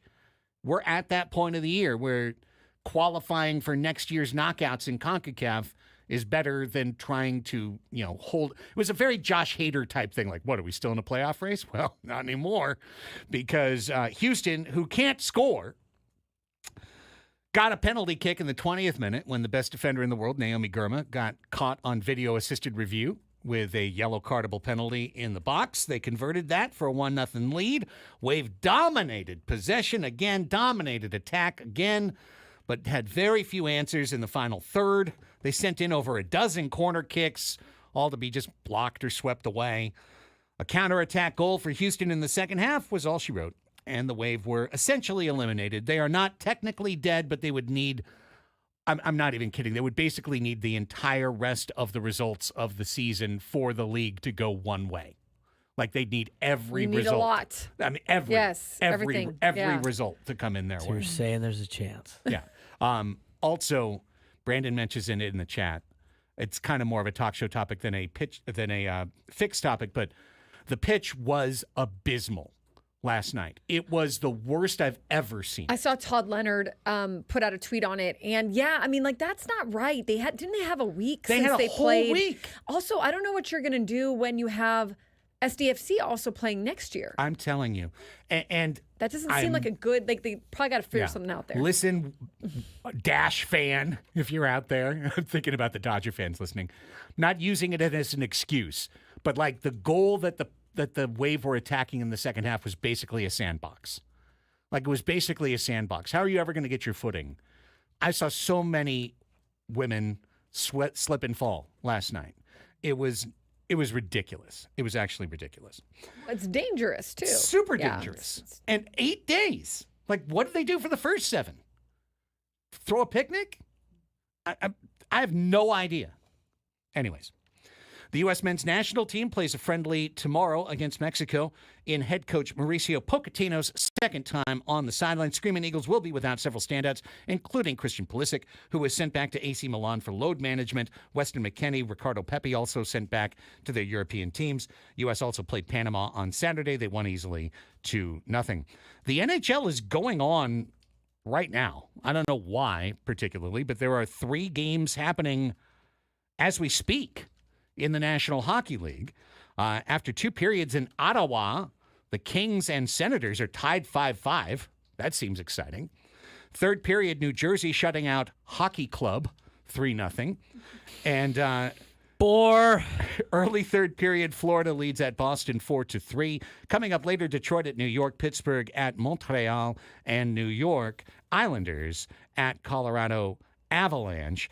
Yesterday in the NHL, Ducks bowed to the Vegas Golden Knights 3-1. From the Papa Ducks to the Baby Gulls, the San Diego Gulls American Hockey League season got underway this weekend with a pair of games in Toronto, taking on the Marlies. They lost twice. 4-3, 4-1. It's a tough travel trip to start the season. Yeah.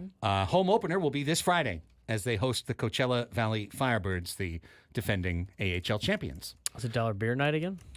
$2 Bud Lights those nights? I'm not sure. Yeah. Not sure. Got to look that up. If inflation hasn't hit that, man. Yeah, it could be $4 Bud Lights. Still pretty good. Could be $3 something else. Yeah. I don't know what it is. $2.50 Still pretty now. good. Still pretty good. Yeah. $2.50. I mean, we can look it up. Promotional schedule, Friday the 18th, third jersey belt bag, rally towel, and light up wristband. Didn't say anything about the beer. Nonetheless, Gulls are off to an 0-2. NBA preseason continues today. Opening night is just 8 days away.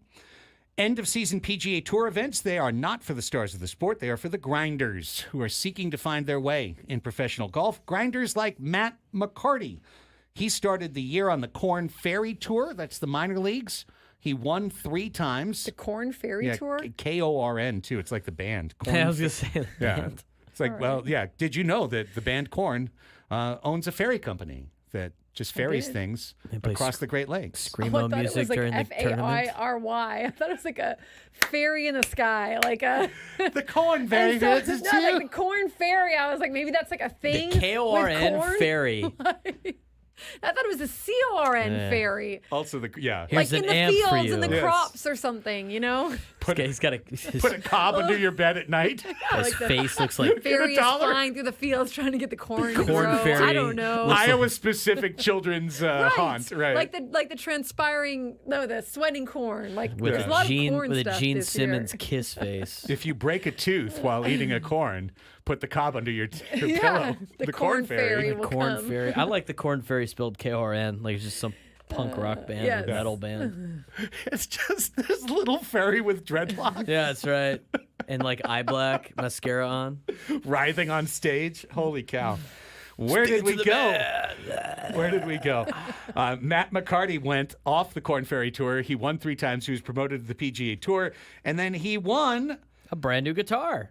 Well, actually, a brand new surfboard. He won the Desert Sands event, and now he gets to go to the Masters next year. So good on you, man. Like, good on Matt McCarty. World number 1 ranked tennis player Jannik Sinner beat Novak Djokovic in straight sets yesterday, won the Shanghai Masters. There you go. That's all them sports. Here's Braden with college and high school football and everything else. High school, college, and the NFL. It's not scores. Ready to rock and roll. High school football top 10 just came out, the media poll. Lincoln has the number 1 spot with 22 first place votes out of 30 people that vote in this poll at 5-2. Cathedral comes in at number 2 after a big win over Granite Hills on Friday. They have 8 first place votes. No, that was not my vote. Mission Hills comes in at number 3, LCC 4. Granite now drops to 5. Carlsbad 6, San Marcos 7, Mount McGill 8, Ranchboro 9, and cracking the top 10 for the first time this year, University City, with a 7-0 record after a big win over Brawley on Thursday. So the Centurions are in the top 10. They'll have a big game coming up against Scripps Ranch on Friday. Huge games in the county coming up on Friday. We'll talk more about that on America's Finest Football Show tonight at 10. As for college football, we have a new AP Top 25. This weekend wasn't as wild as the week before when 4 of the top 11 teams were upset and only 2 teams held their spots in the ensuing ranking shuffle. That's not to say week 7 was not full of excitement. Oregon beat Ohio State 32-31 in a thriller that featured 7 lead changers. It was a great game. And moved the Ducks to number 2 in the AP Top 25 with other 6 first-place votes. Highest ranking since they ended the 2024 season at number 2 after losing to the Buckeyes in the inaugural College Football Playoff Championship. Penn State rose to number 3 with a gritty 33-30 overtime win over USC. Penn State and USC was the one of 4 games involving AP Top 25 teams that went to overtime on Saturday, including 3 in the top 10. Ohio State dropped 2 spots to number 4. Georgia remained at 5. Miami, Alabama, LSU, Iowa State, Clemson rounded up the top 10. By the way, don't look now. What year is it? Army, which beat UAB 44-10, and Navy, which was idle this week, broke through for their first simultaneous rankings in the AP Top 25 since October 3rd, 1960. They're Go ahead. No, go ahead. I was just reacting. 1960. 1960. Army and Navy are both ranked for the first time since 1960. Both ranked together. Their Good for them. coinciding appearance that season lasted just 1 week. Army was 3-0 and ranked 18th before dropping 2 straight games and finishing 6-3-1. Navy had entered the rankings a week earlier at 17 back in 1960 and ended the season 9-2 and ranked number 4. Army and Navy have not each been unbeaten at this point in a season since 1945. Weeks after World War II ended and in an era when service academies were powerhouses of the sport. Army comes in at number 23. Navy comes in at number 25. Significant because I threw it out there as a hypothetical last year at the Army-Navy game with Army joining the American Conference. Army and Navy will not play conference games against each other because they will have the Army-Navy game the week after conference championship weeks like they usually do. Now, here's the situation. If Army and Navy both make it to the championship game in the American, which is got a high probability of happening right now, they would play the American Conference Championship. And then the following week, we'll play the Army-Navy game. And perhaps the winner of the American Conference Championship, if both teams are still undefeated at the time, because, again, they won't run into each other, the winner of that game would probably go to the playoff. So my question was, in this hypothetical last year, because I thought there's no way in hell this would ever happen, if you're an Army or a Navy fan, would you rather win the American Championship game and make the playoff, but you lose the Army-Navy game, or lose the American Championship game and not make the playoff, but you win the Army-Navy game the next week? I think you want to make the playoff. Most service members said, Well, I'd rather win the Army-Navy game. Oh, No, really? they are going to 100%. say Army-Navy 100%. Because just the rivalry is Army-Navy. such that it is. 100%. Yes. All right. 100%. Okay. But could you Well, I respect imagine that. the Army-Navy game 2 weeks in a row? I mean, it's a high possibility here in college football. We'll talk about that during our college football thing because I got to move on here on this other stuff. Aztecs beat Wyoming 27-24, cranking up that speed on Aztec Fast. Yeah, They're up to a lot 35 better. miles an Much hour. part of that game, too. They're looking a lot better. They're looking like some guys that, I don't know, have started to actually play with each other. 40 newcomers on this team this year. I mean, you're still introducing yourself in the huddle by week 4. Oh, hey, that's so-and-so. Okay, we're going to run this play right here. Go ahead, run a fade. That's a big win for the Aztecs. They're now 2-0 in the Mountain West, tied for first place. Win the Mountain West Conference, you're in the conversation. They got a lot left to lift here in the next couple of weeks. Boise State looked really good at Hawaii. They're 5-1. Their only loss is to Oregon on the year. Dolphins, Mike McDaniel gave an update on quarterback Tua Tagovailoa. He said he expects him to play again this season, although he didn't have an exact date for his return. Tua had spent his past 4 weeks in the injured reserve with a concussion. He suffered on September 12th. He isn't eligible to return until the Dolphins game against Arizona in Week 8. McDaniel did not commit to Tua returning when he's eligible next week, but for the first time since his injury, he did offer some optimism into the quarterback playing again this season. As for Aiden Hutchinson, Detroit Lions star edge rusher Aiden Hutchinson underwent successful surgery Sunday night at a Dallas area hospital to repair his fractured tibia and fibula, the team announced Monday. Hutchinson will return to Detroit this week and is expected to make a full recovery. There's no timetable for his return to play, the team said. A source, however, told ESPN's Adam Schefter that Hutchinson's season is over, and his injury typically carries a recovery timeline of 6 to 8 months. A rod was placed in Hutchinson's leg during the surgery, a source said. Hutchinson injured his left leg on a play in which he was sacking quarterback Dak Prescott in Sunday's 47-9 win over the Cowboys at AT&T Stadium. Almost the same injury that Dak Prescott had to his leg in that same building. But the same Annie, injury that happened to me. as Annie is And our I had a rod local put resident. in my leg too. Yes. And then they had to take the rod out because they sent a letter like years later that was like, we think the rod might cause cancer, so it's best to just take it out now. Well, yeah. The rods have come a long way since then, yes. Yeah. No more cancerous rods. No more cancerous rods. They just throw in old uranium rods in there. It's just like, hey, this one came from Chernobyl. Throw it in, Annie. No big deal. But both of my bones, just like him, and in the ambulance ride to the hospital, the ambulance guy was like, this is worse than a football player's injury. Well, no, pretty much the same. Pretty much the same. A pretty scary football injury, to say the least. So, how long was your recovery? Well, they couldn't do the surgery for 2 weeks because the swelling was so bad. So I literally laid in a hospital bed on my back. You can't move because the bones in your legs are still broken. Holy crap. And they were afraid that they'd have to amputate if they did the surgery and the swelling didn't go down, et cetera, et cetera. So for 2 weeks, I just waited for the swelling to go down. Then And after that, I had to homeschool my whole second half of the school year because I'd missed so much school by that point. And I got back to dance the following year. So I don't think I probably did a good, like once they told me it was healed enough to get back to doing stuff, I'm sure I just was like, okay, let's go back. Like I'm clear, time to go. Yeah, he's going to have, but I was on crutches for a long time. They had to I had to do physical therapy to relearn how to walk on it and stuff like that. Like it's going to be a long process. Yeah, but I'm sure he's going to have a lot more doctors and a resources. lot more people who know what they're doing around him. Yes. Anything else?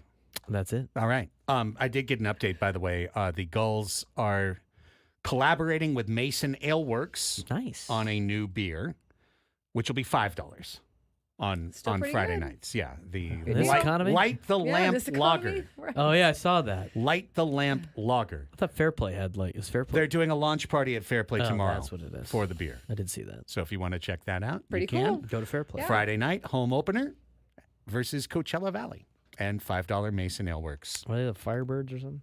The Coachella Valley Firebirds. Are they indeed. really? Yeah, they really That's are. fantastic. Yeah. Okay. Might as well lean into it Indeed. Embrace it. and take along a sculpture with you to every game or put a sculpture outside your stadium. I don't Just know. see how their friends dress. Yeah. Everybody should dress for every game in their like short shorts and feather boa tops. An amazing weekend in college Sequins. football. We'll talk a little bit about that when we come back. And we got room for some calls. 833-288-0973. Yeah, let's have more calls. I want to hear more about the kiosks and the Macy's. And That was hilarious. all that AJ, good stuff. job, AJ in Yeah. San Diego. We're never the Bloomingdales. We're only the We're kiosk. always the phone case kiosk. I hope we're not a perfume kiosk because that always kind No, phone cases. You know, Eau de blue. It drives me crazy. if you're one of those family ornament ones during the holidays, that's not a bad kiosk. Or what about the ones that always hand out the free sample of like skincare as you're walking by? Right. And I'm like, oh no, it's okay. All right, we got to take a break. Time out. What about the massage kiosk? 833-288-0973 if you want to call. Annie and Elsten on the Fan.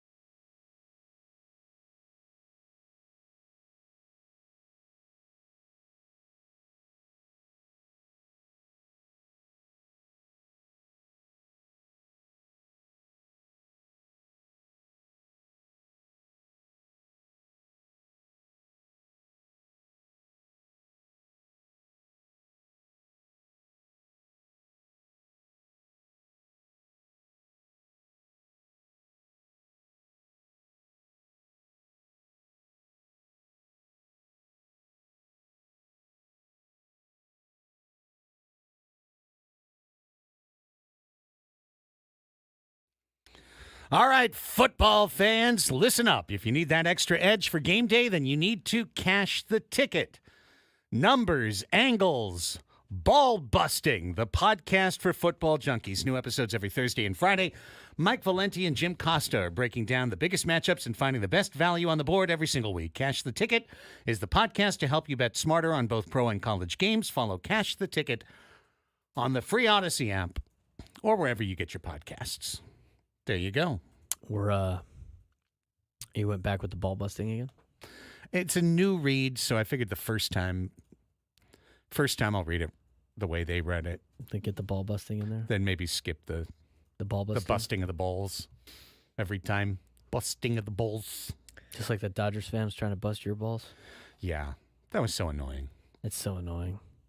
You know, that's the downside of sports in general. I mean, because we sounded kind of soft talking about that, but it's fine. It comes with the territory. I said the same thing, but it's just like, you know, that's the downside of sports, right? To the victor go the spoils. You got to deal with but they never, like I said before, it's not like that guy was picking the fight with the Padres fan that is equivalent to him. No. I'm just minding my own business over here watching the game. Leave me alone. Go somewhere else. But you're right. We did sound soft. We did. You know what? I had to get off our chest. And that's it. You know, it's just telling the truth about what happened. I mean, I am casting a little judgment on it, obviously. Yeah, Would same. prefer it didn't happen, but I'm not afraid to admit I'm soft sometimes. Sometimes I am. You know, sometimes I get that pump of pumpkin in my coffee.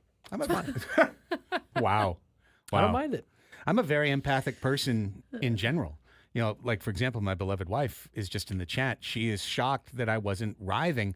The only reason I wasn't writhing, Mitzi, is because I had heard Annie's story about shattering her leg before. Yes. A lot of times, and she... Oh, that's what she meant. Yes. She said in the chat, Craig can't hear that kind of pain. A lot of times, and it's the God honest truth. I don't know if this is the case for other people, but it's the case for me. When somebody tells me about like a gruesome injury or how they got hurt, I immediately feel sympathy pain.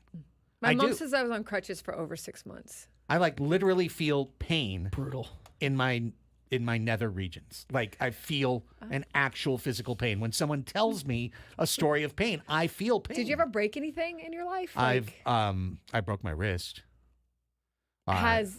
Knock on wood. Has your son broken any bones? Not yet. Okay, yeah, Not yet. yeah. That I feel like as a parent, you would. Yeah. That'd be tough. I hurt you know? my ankle as a kid, and I broke my wrist. I hurt my knee as a teenager a little bit. Those were the only real injuries I had. But when someone else tells me about, I stepped off the curb and I snapped my ankle, whatever, I'll feel actual pain while I'm listening to the story. I don't know. I guess I'm empathetic to a fault. You kind of feel it like if it was probably happening, like how it would feel to you. You know what I mean? Like yeah, I step in their shoes for a second mentally, and then do you want to get pissed off? Sure. Based on the Fox pregame show. Okay. Can we turn that on? Do we have to? No. Yes. Do we have to? Yes. They're still playing baseball games? There's apparently a replay of an old Oklahoma Notre Dame game going on right now. Let's go Mets. Let's go Mets. Let's go Mets. They're going to get smoked. The problem with the Mets, too, and I saw them do this on the game yesterday, before you get to what's going to make everyone mad, Braden, they did like a Subway little graphic with the OMG and the pumpkin and the grimace. And it's like D-train on there? And it's like the poor Mets who, not poor Mets, they're actually very rich, but the Mets who, that's been their little bits or whatever. Yeah. Now if you lose, everyone's going to get on your bits. And yeah, your bits stink when you lose. But yeah, really, it's not as fun. The bits have been fun for them, right? Smash the pumpkin. It's like the psychedelic tweets TCU puts out. Now everybody copies them when they beat TCU because they're terrible at football right now. Oh, but anyway, pregame show, Fox pregame show. The whole thing's 2 minutes and 31 seconds, so I'm not going to play it. But Ben Higgins retweeted it with his take, and I'll read you his take after this. But the quote from the tweet, and again, there's the videos on Fox Sports MLB on Twitter if you want to watch the whole 2 minutes and 31 seconds. It's Derek Jeter, it's David Ortiz, it's A-Rod, and Kevin Burkhardt doing their pregame show. And the quote is, "The LA Dodgers are bullies, and they're bullies in the best way." And Ben Higgins goes, "So let's cast the Padres as villains based only on the say-so of the Dodgers manager, but celebrate the Dodgers for being bullies. Can they even hear themselves?" No, it's true. It's pretty funny. It is a weird way that kind of happened, The dynamic now is funny, right? It's just like, are you kidding me? It's like you have to let's make sure the Padres look like villains all the time, but then let's Right. be herald on the Dodgers being the bullies being on the bullies, block. yeah. Yeah. And the Playing Padres their didn't do bully ball. anything but play the game the way that they've played it all season long. There was nothing wrong in what they did. Right. The way No, that I they agree. played the game, you know? Which is funny too. It's like Nate Taylor says in the chat.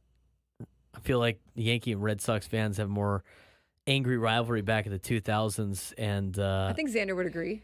and Yeah. Tony goes Yeah. on to say because they have the Yankees Red Sox rivalry as the pregame show. I don't know how these guys don't have bad blood because they're all coworkers, guys.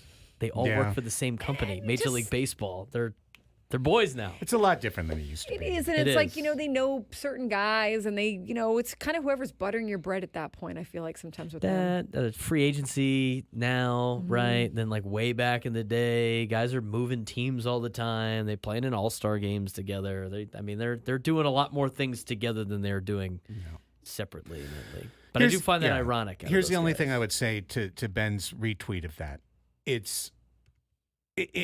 This is what they've earned.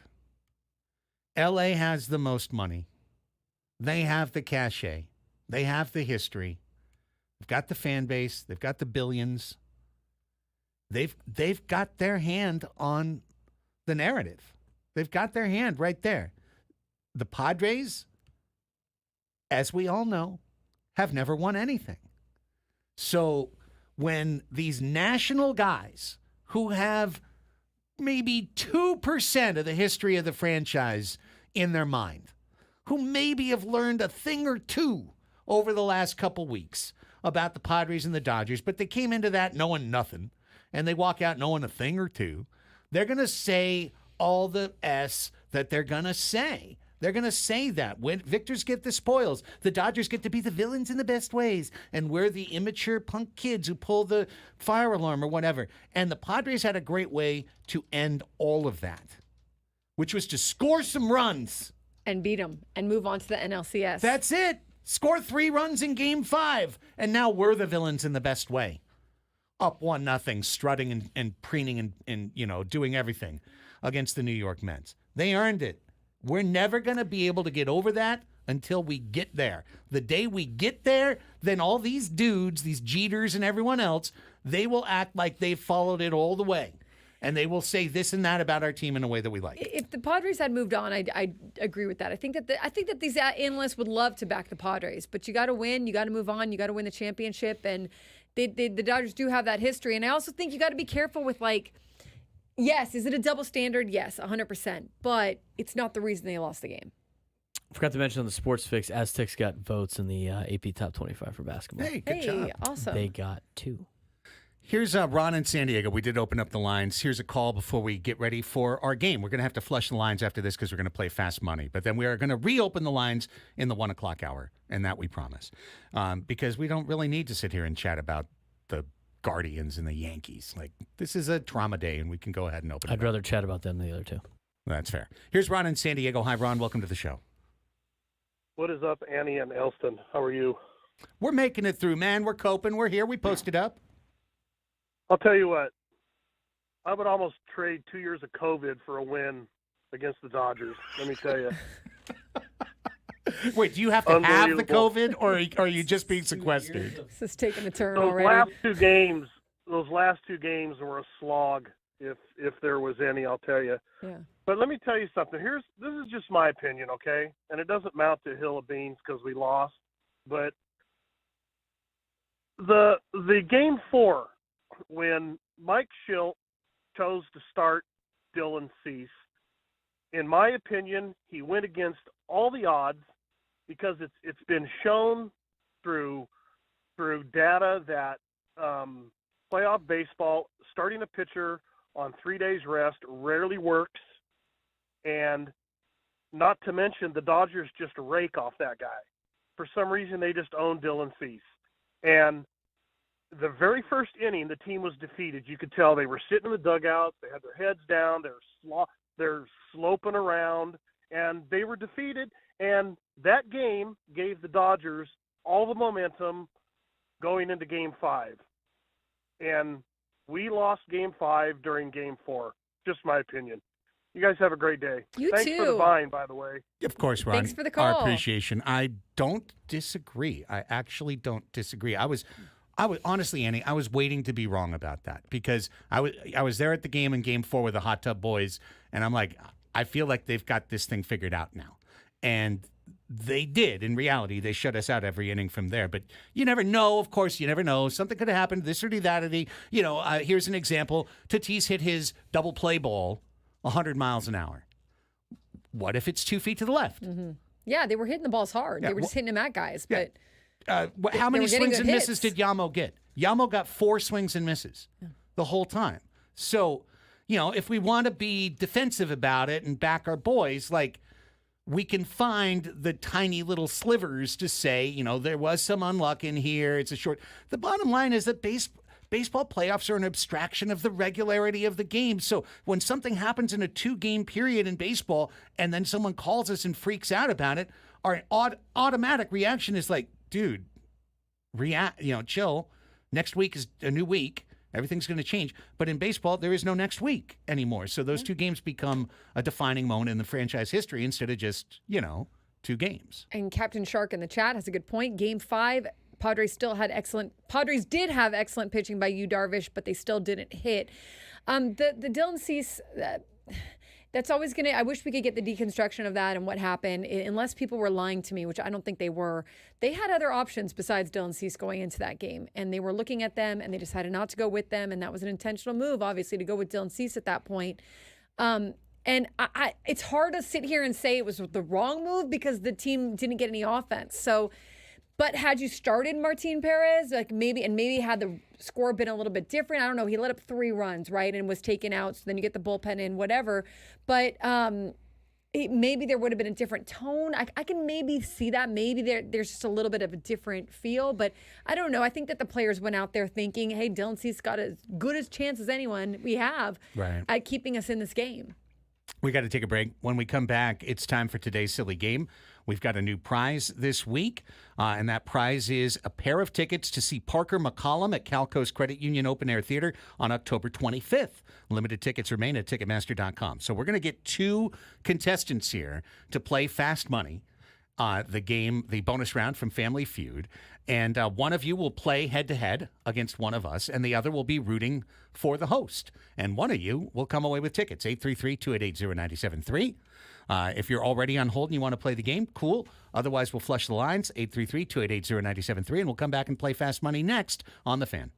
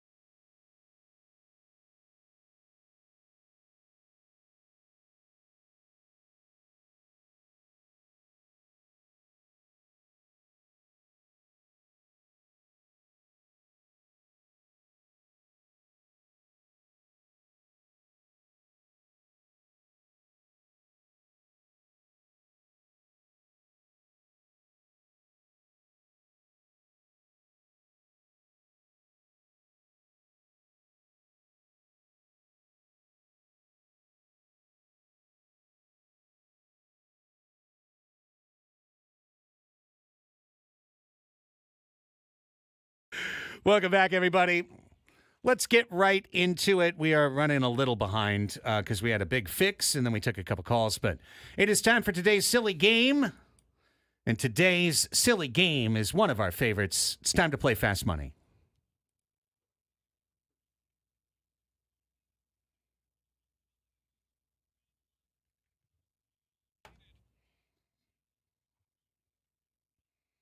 Here we go. It's the very popular bonus round from the Family Feud game show. It's Fast Money, and it's your chance to win a pair of tickets to see Parker McCollum at Cal Coast Credit Union Open Air Theater on October 25th. Today's contestant is Derek in El Cajon. Hi, Derek. Welcome to Silly Games.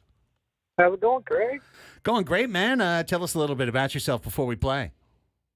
Yeah, like everyone else, still recovering from the loss, but big Padres fan, and keeping the faith nonetheless. Appreciate you, Derek. Here's how the game is going to work. You're going to pick your opponent, either Annie or myself. That host will leave the room. Then our resident Richard Dawson, Braden Sopranet, is standing by. He polled a recent studio audience of Annie and Elsten. He's going to ask you 5 questions, and you're going to be looking for the most popular answer. When you're done, the host you picked will return. They won't know what you wrote, but they will not be able to repeat your answers, and then we'll add up the scores at the end. And if you win, you get the tickets. Now, if you don't win, and either Annie or I come out on top, Scott in Rancho Bernardo is on hold, and Scott will win the tickets. So, Scott, you are holding the flag. You are the standard bearer for the show today. Derek is playing for Derek. However, you are the contestant, Derek, so you have the choice. Would you like to play Craig or Annie? Well, like they say on my co-ed softball team, let the girls play. All right. All right. Annie is the call. No problem. Annie is going to walk out. We've got the scoreboard here. I am ready to keep score for either Derek or Scott to win. And here comes Braden with all the questions. Good luck, Derek. All right, Derek, 1 minute on the clock, my guy. If any of them stump you, you can say pass. We can get back to it if you have time remaining, trying to get the most popular answer for each question. Or not really questions, but more statements. Clock starts when I ask you this one. Name something that pops. Something that popped a balloon. Yeah, good answer. That works. Name the hardest thing for a person to tell another. That the outfit does not look good. Bad outfit. Bad outfit. All right. Name one basic necessity of life. Be kind to others. Oh, that's very nice. Don't think it's going to get a point. But No. Oh, Craig, come on. Name really something question, that might rattle. Snake. Yeah, perfect. Name something you rent or hire for a wedding. DJ. Perfect answer. DJ. All right. Good job, Derek. Your answers are locked. Annie is looking at her phone. We're going to keep waving at her. Yo. Annie. Hello. Attention, Annie. Oh. We need to go on the comm system in the I know, exactly. In We the need office. Annie Halbrin, paging Annie Halbrin, please Halbrin. return to the... You've missed 3 blinds. Please return to your chair. Paging Annie Halbrin. The sad thing is I'm right outside the studio. Like directly I'm just, outside. We were just waving at looking you. Windows. down, right. It's hilarious. All right, Derek's answers are locked. Anywho. And it is your turn. Annie, good luck. All right, let's go. All right. 1 minute on the clock after I ask you this first question. Name something that pops. Popcorn. Sure does. Popcorn pops. Is that with a K or a C? Which Easy. band are we? Popcorn. Name the hardest thing for one person to tell another. The hardest thing for one person to tell another that they smell. That'd be tough. Name one basic necessity of life. Water. Water. So true. Can't live without it. Name something that might rattle. Something that might rattle. A rattlesnake. Try again. Okay. A baby rattle. Baby rattle. Love it.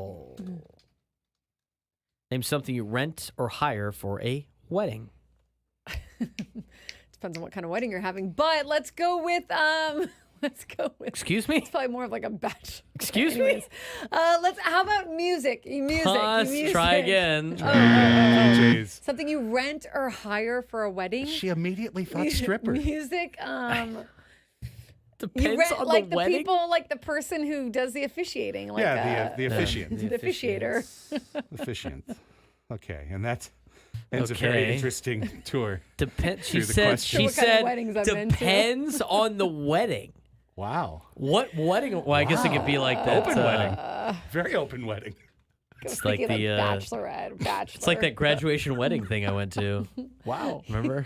Yeah, with the beer mule. Yeah. The beer mule was at an actual wedding. Oh, okay. The You graduation. rent a beer mule for Yeah, you can't answer that. your No. That wedding. could have been a good answer. All right, let's get to it. We're running late.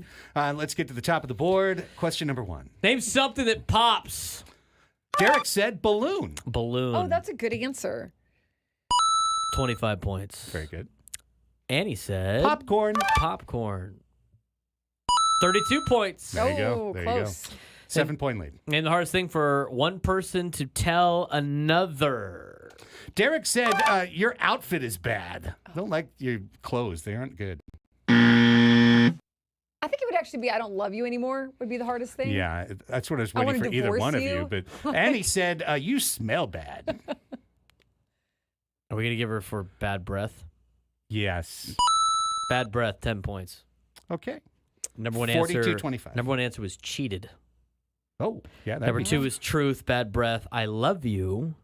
Which would have Death been my answer. in Yeah. the family, and sorry. Name one of the basic necessities of life. Derek said kindness. Oh, that's so what nice. a beautiful Derek. answer. I hope it's got points behind I it. don't know if it does. Love. Love. 6. All right, 6. Annie said water. 24. Yeah. Oh, Number one boy. answer was food. 46 points. Well, that does make sense. Food, water, air, love, shelter, health. 76-31. Who's winning? Annie. Name something that might rattle. Rattlesnake. Could be a comeback here. 25 points, number 2 answer. The number 1 answer was a baby's rattle. 39 points. Wow. Okay, it's going to need to be a big comeback for DJ versus officiant here. DJ. So name something you rent or DJ hire for a C's. wedding. Number 2 answer was a music DJ. 22 points. Okay, that's not enough. Not enough. Annie's answer was a stripper. I just made an official. Officiator. Officiant. Officiant. 0. Oh, wow. Well, what were the answers? Caterer was number 1. Caterer. Music DJ. Oh, actually, no. You got 12 points for the minister. Okay. 12 points for the minister. Photographer, limo, tuxedo, seamstress, florist, reception That makes hall. sense. Well, what that means is that Derek, despite the beauty of your answer of kindness, which is the best answer we've ever had, Scott, just for sitting there doing nothing, Well you got done, the Scott. tickets. Great job. Thanks for playing, Derek. Go. Great Good job, job, Scott. Great win, buddy. Thank you. Oh man, you're Annie's biggest fan. Scott, stay right there. As Braden will get your information, Derek will not. We will not dox Derek. you. We Call promise. back again, Derek. Yeah, Derek, try again. That was a great job. Really well done. Let's take a break. We'll come back. Final hour of the program next. Annie and Elsten on the Fan.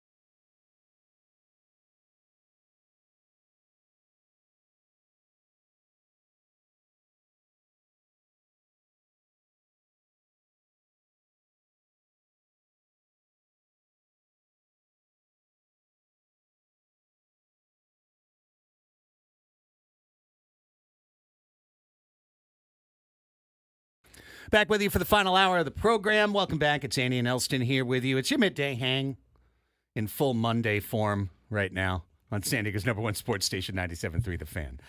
Andy Halbern's here. I'm Craig Elsten, Braden Suprenant. We are together till 2 o'clock. We're here all week, 10 a.m. to 2 p.m. Game 2 of the NLCS just, it's like minutes away. It is weird to not be breaking down the opponent and previewing the game and We would all have been that. off 2 hours ago. I'm not going to lie. Just saying. It just hit me again. It did. Uh-oh. It just hit me. Not like I I'm blame gonna, Annie. She not wanted like the game on. not She like I'm wanted gonna the game cry or on. nothing. You wanted That the was game her. on. But- She wanted the game on. I said no. I said no. I said there's no seeing way. can't their see it. It's behind me. fans, seeing the That's the trick I played on Annie right towels, there. You know, seeing the whole thing, and I'm just like, we're supposed to be at the game right now. Like It would have been at Petco Park. that's supposed See what you to did. be. See what you us. did, Annie. You triggered Drummed us. up all kinds of sad. We would have been at what are the chances? We would have been at Baja Ricks. this Probably morning. high. 100%. Annie, Close to 100%. Annie would have been eating an avocado taco. Yes. Yes, I indeed. wouldn't have really been complaining. It was a cool day outside. We would have only been out there for 2 Probably hours. didn't even need a tarp today. Yeah. Because Then we would have Down. been walking on over, walking on into the yard. This would have been my game to be at. We would have sold game 1. I would have been at this game. Like, very, very exciting. So now they're doing, oh my Lord. Since the last time the Dodgers allowed a run, the International Space Station has gone around the Earth 52 times. It said. oh gosh. 138 consecutive shutout hours. If anything, for the LA Mets, we need the Dodgers. Mets to just score a run. Okay, break this whole thing up. Please. Please, Mets, just get one run across the I board. would even take a Jesse Please. Winker home run in the first inning. Yeah, me too.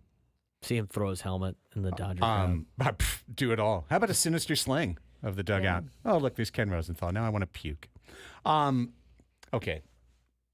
This is what I had loaded up for 1 o'clock anyway. And See what you did, Annie? Yeah, I didn't even realize I'd feel this mad. had I to just watch want the to see game. Grimace. Where is he? Where is Girl. he sitting? I don't know. Well, there's a lot of empty Okay. seats. So unless he's There's a lot of unless empty he's seats. unless Grimace is dressed as an empty seat. There's like 35,000 fans there for this Dodger game. Yeah. The upper deck is Actually, I have a question. Are scattered. the Dodgers doing a bullpen game today? Is Yes. it Yes, okay? they are. Yeah, look, And the Verducci. Mets have Sean Manaea on the mound?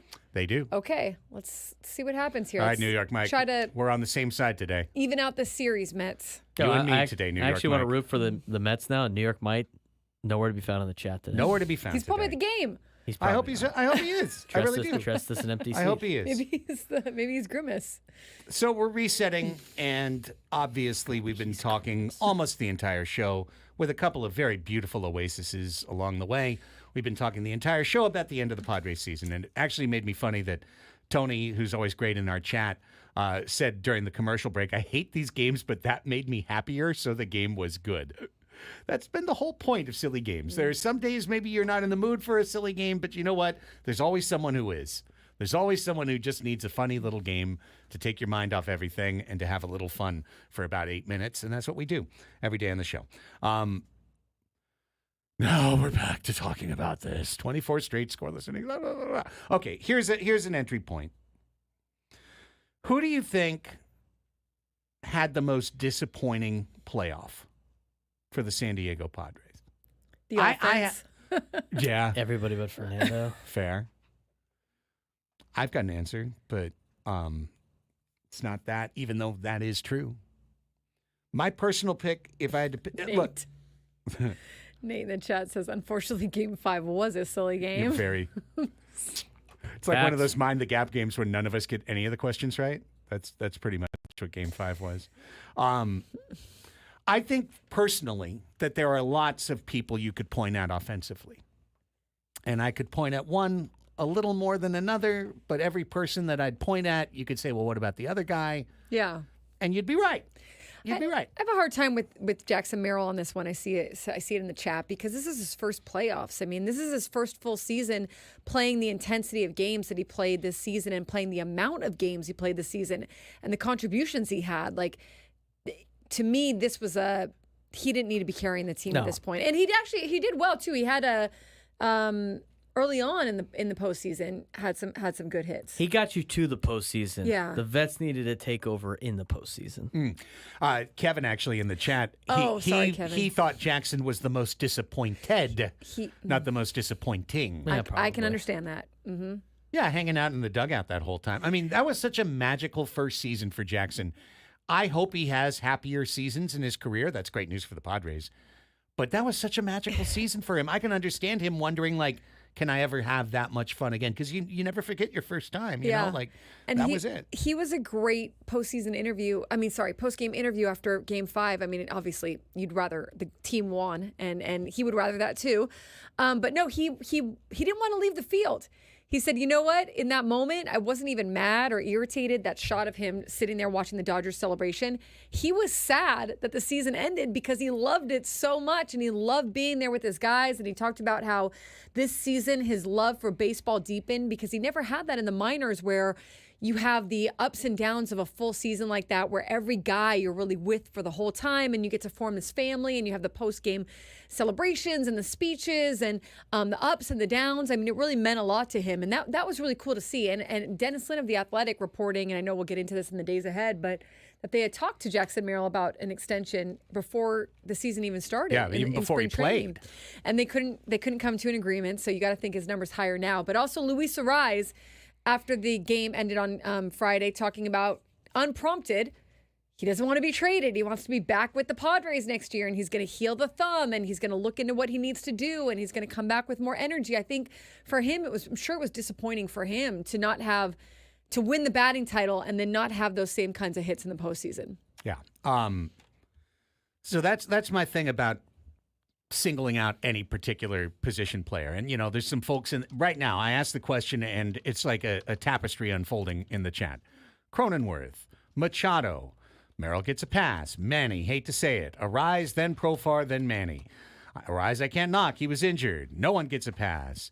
Profar was already regressing. I'm seeing all of these comments. Now, before I get to the guy I really point at, I would say that of the offensive players, the one I was the most, to answer the question, the prompt, disappointed was the way that Arraez was chasing, how he chased ball 4 in multiple at-bats in the final 3 games. Multiple at-bats. The one that he hit that was way up by the bill of his helmet on a 3-ball count, that just drove me up the wall. And him too, I'm sure. But it's kind of that reminder. See ya, ball. Home run, Francisco Lindor. Francisco Lindor was. How about Francisco Lindor throwing that ball past Shohei Ohtani's head in yesterday's game? Did you guys see that? And everybody was like, No, "Oh they my didn't complain. God!" They didn't complain about that as much. Hey, I guess that streak ended at 33 innings and 0 outs. Thanks, Francisco. First hitter. Oh my ball. God. Shotgun. We are all Mets fans today. I'm glad that streak is just over, honestly. Yeah, I don't want to hear about it anymore. Dunzo. It was an Lindor impressive broke it. streak. I give them credit for that. Oh, Lindor giving a little Padres-style tip to Nimmo as he came up. They just did the hand of the year. Hey, he's going to do this. Maybe I the Dodgers read that. bullpen is I know so no one wants to hear exhausting. this, but the Dodgers, that too, Braden. That Dodgers bullpen. When are they going to hit their end point, their fatigue point here? But saw that written about too with the Dodgers, where they were talking to each other between at bats and coming off the plate and giving each other some tips, and then after that, bam, bam, bam, some runs. What do you know? Yeah. Okay. Happens. But for me personally, I think there's an easy answer. I think there's an objective answer. And that is Dylan Cease. Dylan Cease is the most disappointing player for me for this postseason. He did not appear in the first series, so he had no impact plus or minus on the Padres winning the first series. This is our top pitcher. He was given a 3-0 lead, coughed it up, was given a 5-3 lead, and coughed it up in 3 innings. It took 3 innings for him to give up 5 runs in game 1. He's going to have one of those, next time he makes the postseason, one of those kinds of things on his back of just because it happened to him with the White Sox too. So I think for Dylan, that was, it's hard for me with Dylan because he pitched so much during the regular season. I don't know how much of that was just fatigue for him, where it was like, it just kind of caught up to him. The second game, the 3 days rest game, I'm not going to hold against him because it was 3 days rest. He's never done it in his career. Probably did the best he could, but it just wasn't going to happen on that, and that's kind of more of like the decision making at the top, like going with that one, Yeah. But for the one against the Dodgers game 1, that was, I'm sure, frustrating because they had the lead. The Padres had the lead. The Padres were able to be able to close that one out, and you would have thought that maybe would have even kind of got Dylan Cease to maybe come out and be able to maybe just close it down because they were already leading. And I don't know, but it's hard for me with Dylan Cease, like I said, because he pitched more than any other Padres pitcher and among the tops in all of baseball this year. And so he did a lot for this team. But I know the question is about the postseason. Right. And right. I'm not saying throw out Dylan Cease, of course, right? Like it's just hard because it's like, what was he dealing with his arm? You traded for that guy to be your ace. He was your ace. You need your ace to win a game in the playoffs. I don't care how many innings he pitched. I mean, I understand, but that doesn't mean it's not disappointing. You made the trade to have him pitch in the postseason. I mean, that's why you make those trades. You can survive the regular season without having guys like Dylan Cease, but that's why you bring him in. And if he has a good performance in game 1, they don't even have to worry about bringing him in game 4. That's exactly it, man. That's exactly my point. And it's not, I want to be clear about this. This is always very difficult. After a loss, everything is raw. Everything is emotional. So it's like, oh, this guy's ripping Dylan Cease. No. Dylan Cease pitched great. He fulfilled his job for the San Diego Padres. I happen to believe that Dylan Cease and the Dodgers are one of the worst matchups in Major League. No, I'm being completely honest. It wasn't working out for them, I'm right? being completely honest. I think it's one of the worst matchups in baseball because the way that Dylan pitches, which is to get you to chase his pitch out of the zone, is just not what LA does. He wasn't hitting his spots. At all. He wasn't hitting his spots at all. He was hitting his velocity, but not his spots. So we only lost 3 games in the playoffs, and Dylan started 2 of them. And that's where I get to that point. Now, personally, and we've litigated it already a week ago, it's no point to reopen the can. I would never have started him in that 4th game. Part of the reason was we talked about it on the air that day, that Dylan had walked 10 batters in 12 innings against the Dodgers, that he just couldn't be counted upon to go in there and fire strikes and take care of business. And, of course, he didn't. And he got hit. Now, Joe Musgrove got hurt. He would have started game 4. So there's always a reason behind a reason behind a reason. It's not like there was a perfectly good option and Mike Schilt went, screw that. We're going to start Dylan Cease on 3 days rest against a team that kills him. Instead of starting Sandy Koufax. Right, yeah. I mean, we had Randy Jones right over there, and we went ahead and started Dylan Cease. No, that's not the case. But Il619 is correct. He says Cease has chase command. He's not an accurate pitcher. And, I mean, that's true. This is a guy who led the major leagues in walks already in his career, and he's a great strikeout pitcher, but he also walks guys. So that was the disappointment to me, honestly, was there was that moment, 3-0, and you're like, 3-0, and we got Cease. We got it. 5-3. Oh, we gave it up. Oh, we got it back. 5-3. 5-3, and we got Cease. He's going to throw nails for the next 3 innings. We're going to go to you can even Adam give him Scott the Suarez. Benefit of the doubt for the first time he gives it up, right? Because wasn't Ohtani a part of that? Yes. On the first time he gave it, you're like, you know what? Playoff game, his first start, flush it, let's go. You give him the lead again. You expect your ace of the staff to shut it down and be like, this is it for this team. Yeah. Especially with the pitching that the Padres had rolling in compared to the Dodgers pitching. Yeah, I would, we've talked about it. I would have gone with Martin Perez in that game 4, but you don't know. Maybe he would have gone out there and gotten shelled like that or even worse. It didn't matter because the Padres couldn't put up any runs, but I think just giving them a different look at that point might have been more beneficial. Yeah. But yeah, by the way, Joe Musgrove got Tommy John surgery. He got the surgery on I think Friday. He did, and Kim got his shoulder surgery that same day. Yeah, and we'll never see Kim again other than an opponent's uniform. But Joe will see back in 2026. Yeah. Let's take a break. I'm tired of talking about Friday's game. To be very honest with you, Dodgers got a double play to get out of the inning, but the Mets do have a 1-0 lead going to the bottom of the first. When we come back, time for a Monday regular, Braden's football segment, and some NFL overreactions from Week 6. I watched a goodly amount of football this weekend. I did not. I watched a ton on Saturday. So much. Saturday, I watched a ton. I didn't watch as much yesterday. The NFL slate wasn't that compelling. Wasn't as good. College was actually great on Saturday. We'll get into it when we come back. Ask us anything to wrap things up. Gwynn and Chris at 2 on The Fan.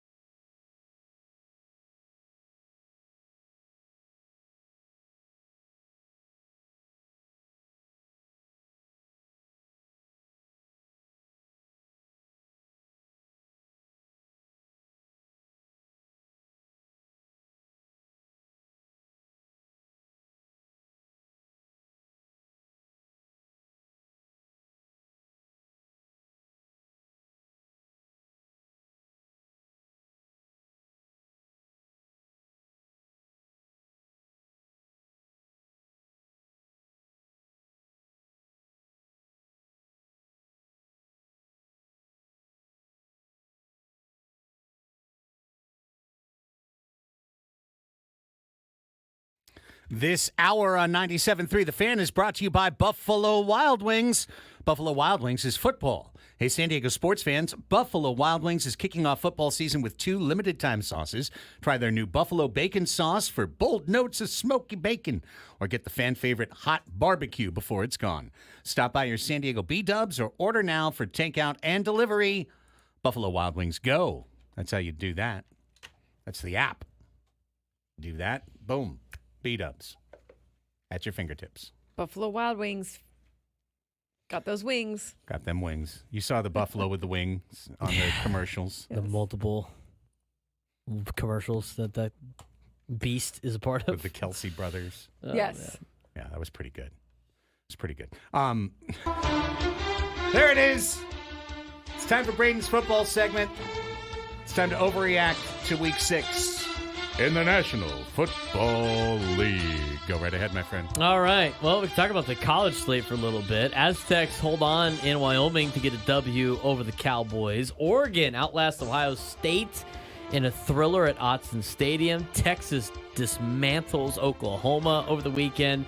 Alabama on the ropes, but ended up winning at home, and it was, as we said before, USC close to upsetting Penn State, but a big college schedule, a lot of overtime games in the college sports world on Saturday. Army and Navy are now ranked in the top 25. A lot of fun games on Saturday for your football watching needs. What stood out to you, Craig, on Saturday? Oh, definitely the Oregon-Ohio State game. And 2 offenses really hard to stop, 2 quarterbacks, both little guys. I don't know if they're going to make it in the NFL. But Gabriel is pretty dang entertaining for Oregon. And I thought the Ducks at some point were going to just get overwhelmed. And they hung in there. They hung in there and slowed down the Buckeyes like literally just enough to win that game. Tennessee won in overtime. Penn State won in overtime. LSU won in overtime. And Oregon and Ohio State looked like they were potentially going to overtime. I watched so much extra football on Saturday. It was great. Yeah, the one thing that stood out to me out of all of this is with conference realignment is these schools have to play real teams now and not get these walk in the park in their conference where they're the big dog and nobody else is. They have to fly cross country. I sent you guys that tweet about all the teams in the Big Ten that have flown cross country this year and what they have done. All but 3 have lost in their cross-country flights. The only schools that haven't lost are 2 schools that beat UCLA, who is having an abysmal year, and Penn State, who almost lost and outlasted USC. And that goes for schools flying out west. That goes for schools out west flying out east. As somebody has now traveled to North Dakota and Iowa in back-to-back weekends without having to play football, I was exhausted. This is going to be a major factor. The other thing that stood out to me, the 12-team playoff couldn't have come at a more better time. You're going to see some carnage in the 12-team playoff in college football. Yeah. The other one I would mention from the weekend before we get to the NFL is South Carolina going into Tuscaloosa and coming this close to beating Alabama a second straight week. This was the morning game. Yeah. Like the afternoon window was beautiful, the 12:30 window. So I was like just doing stuff around the house. We were painting the house and painting the boys' room. And I had that game on, and I was just like completely stunned. South Carolina not supposed to be in Alabama's, anywhere in their range. And they made a huge play, got a touchdown, recovered the onside kick with a minute left. You can still do that in college. Apparently you can, yeah. Yeah, not in the NFL. You can still do that in college. And then, almost, kid overthrew his star wide receiver, but almost right down there to beat them. And then that would have been back-to-back losses for Alabama to Vanderbilt and South Carolina, which would have basically, I think, ended the program. I believe it might have ended the entire. The board would have been fired immediately. Town, the city of Tuscaloosa would have just dechartered. Kalen DeBoer's already on the hot seat for no reason. And then Georgia only won by 10 against Mississippi State at home. Mississippi State team is not very good. College football is wide open in every conference. It's going to be fun to watch. Let's go to the NFL. Interesting buy or sell. Again, Dan Graziano does these on Monday mornings. His buy or sell is all 4 NFC teams will reach the playoffs this season. That's the Vikings, the Bears, the Lions and the Packers. I usually set up by reading kind of his play on words, which is really good. But for this, he has a couple of stats.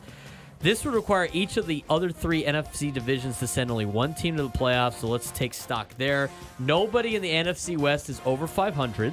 The 49ers were in the Super Bowl last season. If they get healthy, they'll be dangerous. But who else scares you in the NFC West? In the Seattle, maybe, right? In the NFC South, the Falcons and the perennially overlooked Bucs are both 4-2. 2 games clear of the Saints and 3 ahead of the Panthers.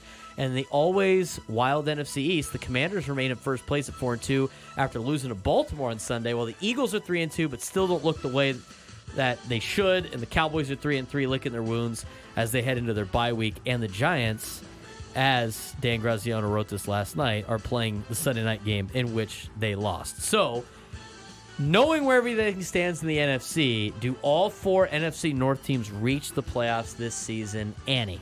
I say no. No. No, too much football left to be played still, and I think it'll change up. Yeah. Overreaction, says Andy. Yeah, Craig. I'm selling that as well. I think either Philadelphia or Seattle, either an Eagle or a Seahawk, one aviary team will make it.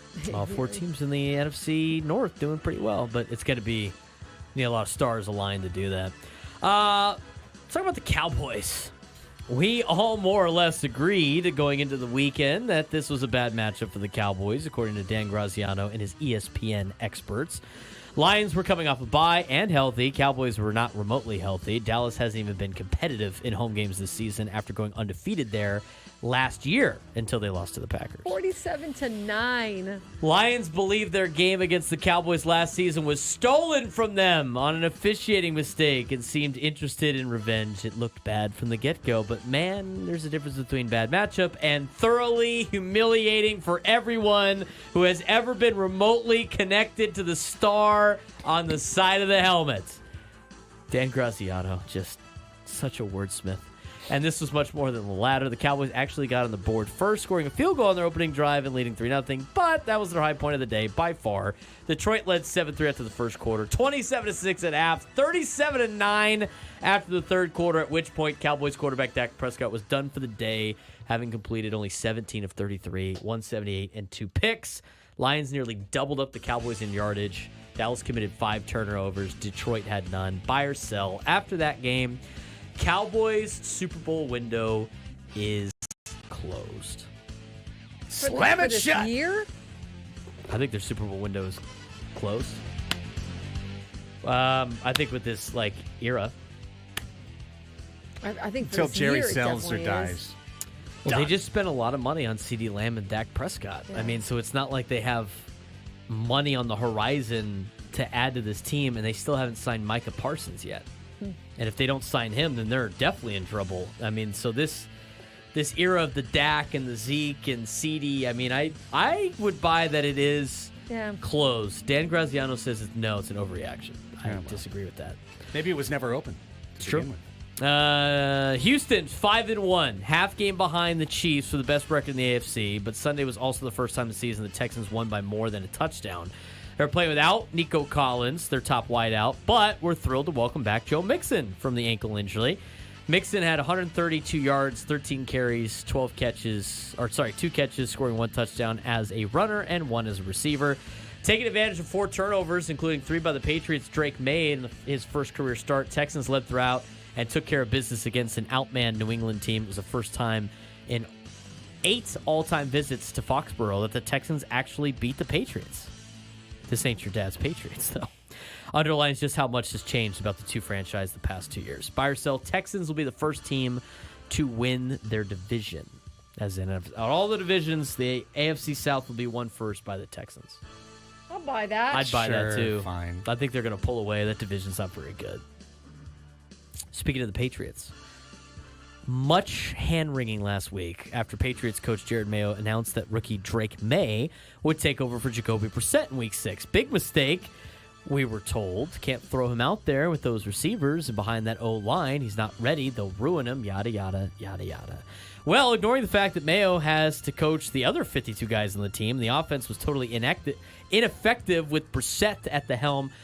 Take a look at how things went for Drake May. Completed 20 of 33, 243 yards, 3 touchdowns per ESPN research, he became the second Patriots quarterback to record at least 3 touchdown passes in their first career start, joining Tom Usick, 3 in 1962. Of course. And May also could forget? May did throw 2 picks and lost the fumble and took 4 sacks. Buy or sell, Patriots should have started Drake May even sooner than they did. I mean, I'll trust their coaching staff for knowing that the kid wasn't ready yet, but obviously he's playing at the right time. Yes. He's doing quite well. I think he's the best quarterback in the draft, this year's draft. Although the Commanders' quarterback in Daniels is he's doing pretty really good. well. I think but, Jaden Daniels is but pretty going good. into the draft, I thought Drake May was going to be the best quarterback. He's got an opportunity to play now. I like the Patriots' approach of not throwing him to the Wolves, especially since they didn't have a O-line, basically. They still don't have an O-line. Last one for you. It has been a fun week at Florham Park in New York. Jets got back early Monday from London, where Aaron Rodgers had thrown 3 picks in a 23-17 loss to the Vikings. On Tuesday, they fired Robert Saleh, their head coach, sending shockwaves through the building. They promoted defensive coordinator Jeff Ulbrich to head coach, and the first thing he did was strip Aaron Rodgers' right-hand man, the offensive coordinator, of calling plays and giving them the quarterback's coach, Todd Downing. Rodgers and everyone else talked all week about accountability and the need for change. It has all led up to a Monday night game tonight against the Buffalo Bills. If the Jets win it, they'll be tied for first place in the AFC East. Yes, even after all of that. Buy or sell, most important game of the Jets season is tonight against Buffalo. I buy it because I don't buy the Jets at all, and I haven't bought them from the start.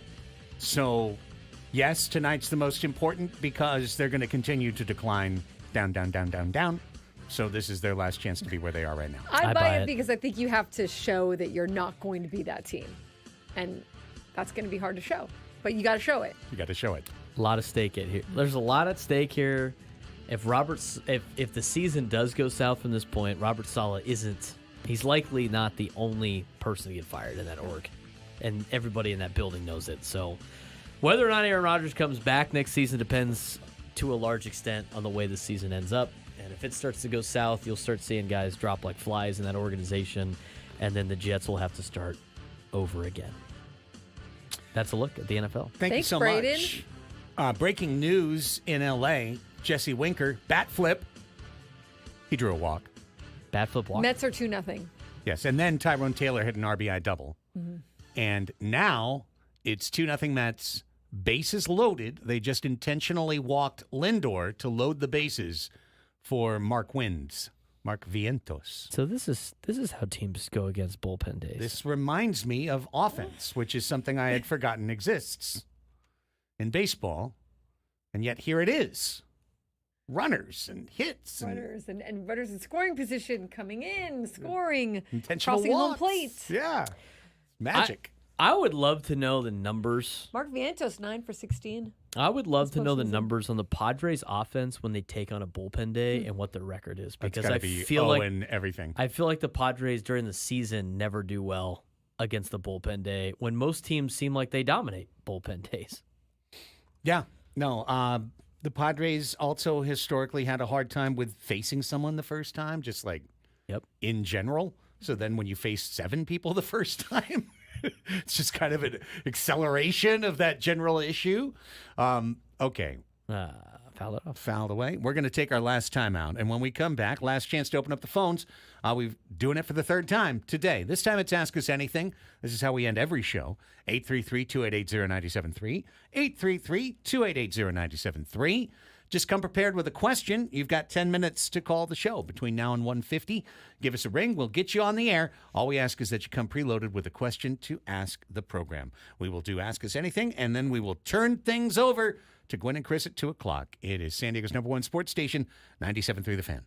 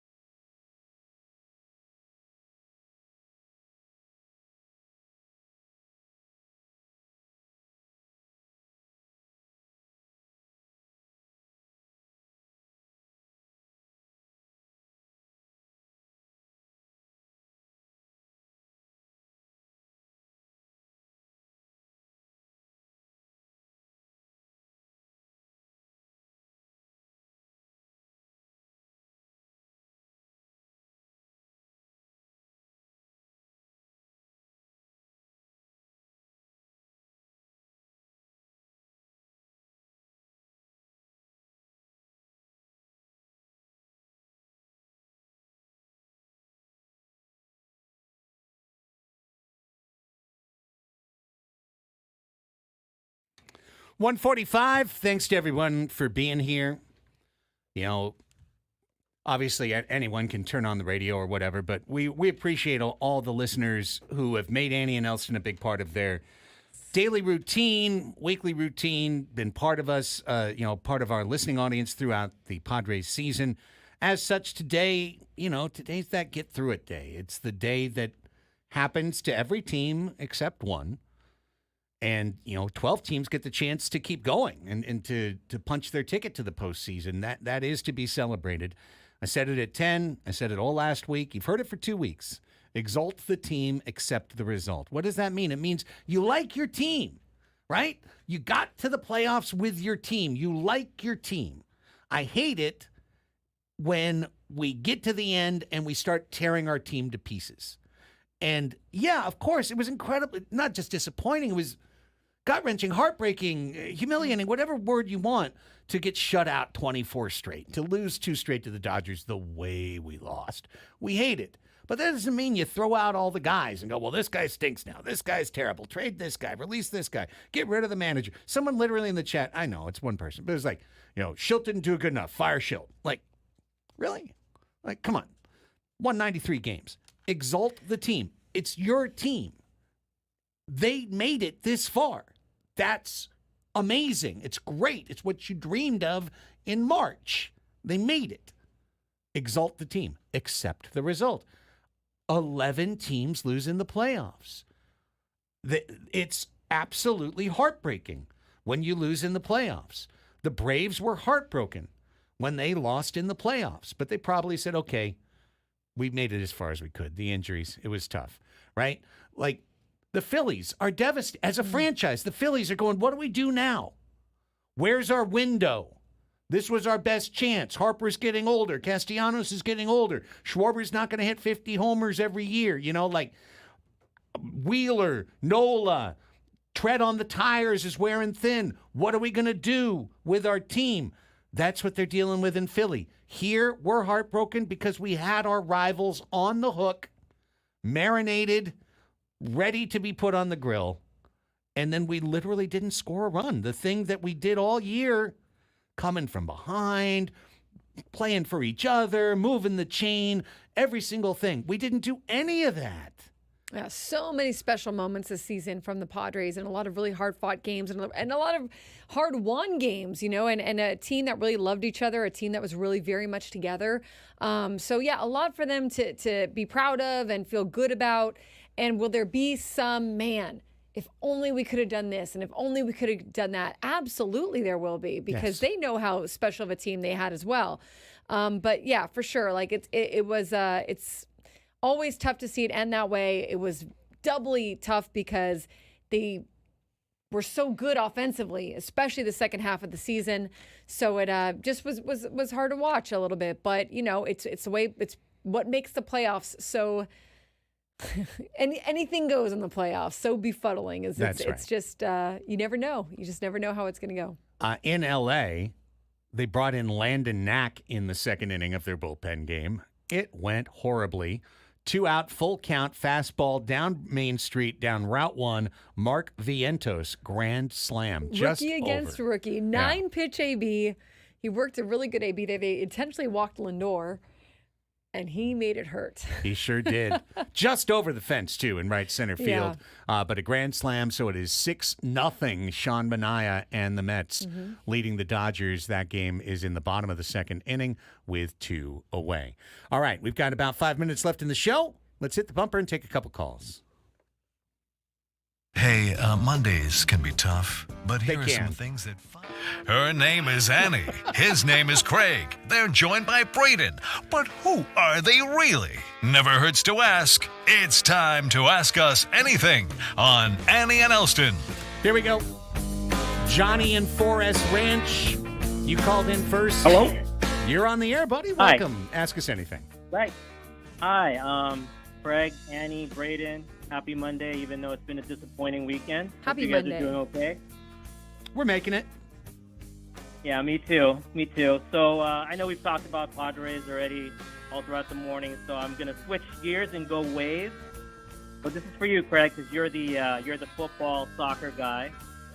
Do you think that if they finish the year, the NWSL season's lost, but if they finish the year with the CONCACAF W Champions Cup and with the Challenge Cup, would you consider that successful enough based on everything that's happened this year? Good question, Johnny. So here's something I learned yesterday, by the way, which I didn't know. I guess I should have known. The CONCACAF Champions Cup will not resolve this calendar year. They are playing the group stage, and then it's in May that they will play the knockout stage. So the Wave can't win the Champions Cup until next season with next season's team. Whoever's leading it, whoever's on it. However, winning the group, which is all, Johnny, that the Wave have left, is to win their group, to go 4-0 in their group, and to beat Club America. That's the best we can settle now. So, yeah, Challenge Cup plus that. I will consider it a transition season that was certainly not successful because it lost Casey Stoney and didn't make the playoffs. But the way they're playing, maybe finding new leadership in Landon, I'll consider it a season that transitioned in a way that I find acceptable if they can win that. But overall, I think we all got to agree.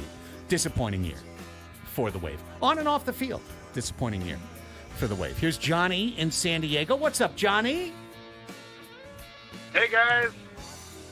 What's happening, brother? Hi, Johnny. Hey, so I don't know if y'all have time to answer this all, but what are your highs, lows, and buffaloes of the season? What is Buffalo's the buffalo? a weird thing it's a weird thing you didn't expect to see. Oh, a high, low, and a buffalo. Johnny, why don't we put that on the menu for tomorrow? Yeah. We'll put that on the Sounds menu good. for tomorrow. Highs, lows, and buffaloes. Sounds good. I'd never heard that Thanks one. for the segment idea. Hey, listen. We got to refill this whole chart. This chart empties at 10 too. It's got to be refilled by 10 tomorrow. Highs, lows, and buffaloes. Have you I ever never heard that expect to see a buffalo, so I'm all for it. Did you ever hear that before, Braden? I've never heard the buffalo part of that. But It's kind of fun. I kind of like it. I like it. You know, Highs, lows, and buffaloes. you don't see buffaloes anymore. You only see bison. Right, okay. Here's Martin in Santee. Hi, Martin. You're closing things out. Ask us anything. Well, first, just great getting us here, getting us to last Friday, getting through the first half of the season before they took off. So you guys did a phenomenal job. I listen to you every afternoon. But question, and again, this may be something for tomorrow, who do the Padres need to absolutely keep that's going to go into free agency or coaches that are at the end of the contract? So just your thoughts. And again, a great year. You brought us to Friday, so congratulations. Wonderful listening to you every day. Martin, thank you so much, Thanks, man. Martin. Oh, I got an easy answer for this, bro. Ruben Niebla's contract's up. Sign Ruben Niebla today. We're going to get very much into who are the free agents, what are the financial constructs that we can tell. So we'll get into all that. But I agree, Ruben Niebla's contract is up. He is very important to this pitching staff, and I would sign him back. Yeah. Yes. Whatever other title this he team. needs. Yeah. If he needs assistant to the manager, or if they want to give him a front office title, assistant director of baseball ops, whatever you need to keep Ruben Niebla around, you keep Ruben Niebla around. He's the pitching whisperer. He really is. Appreciate all y'all. Sorry, Jim, we didn't get to take your call. Hopefully we'll get to do it tomorrow, but that's it for the show Call back today. tomorrow. For Braden and Annie, I'm Craig, reminding you to stay tuned. Gwen and Chris are up next, and the Monday Night Football program broadcast after that from 5:30. We'll be back with you tomorrow at 10. Take care. Have a great day, everyone. Bye.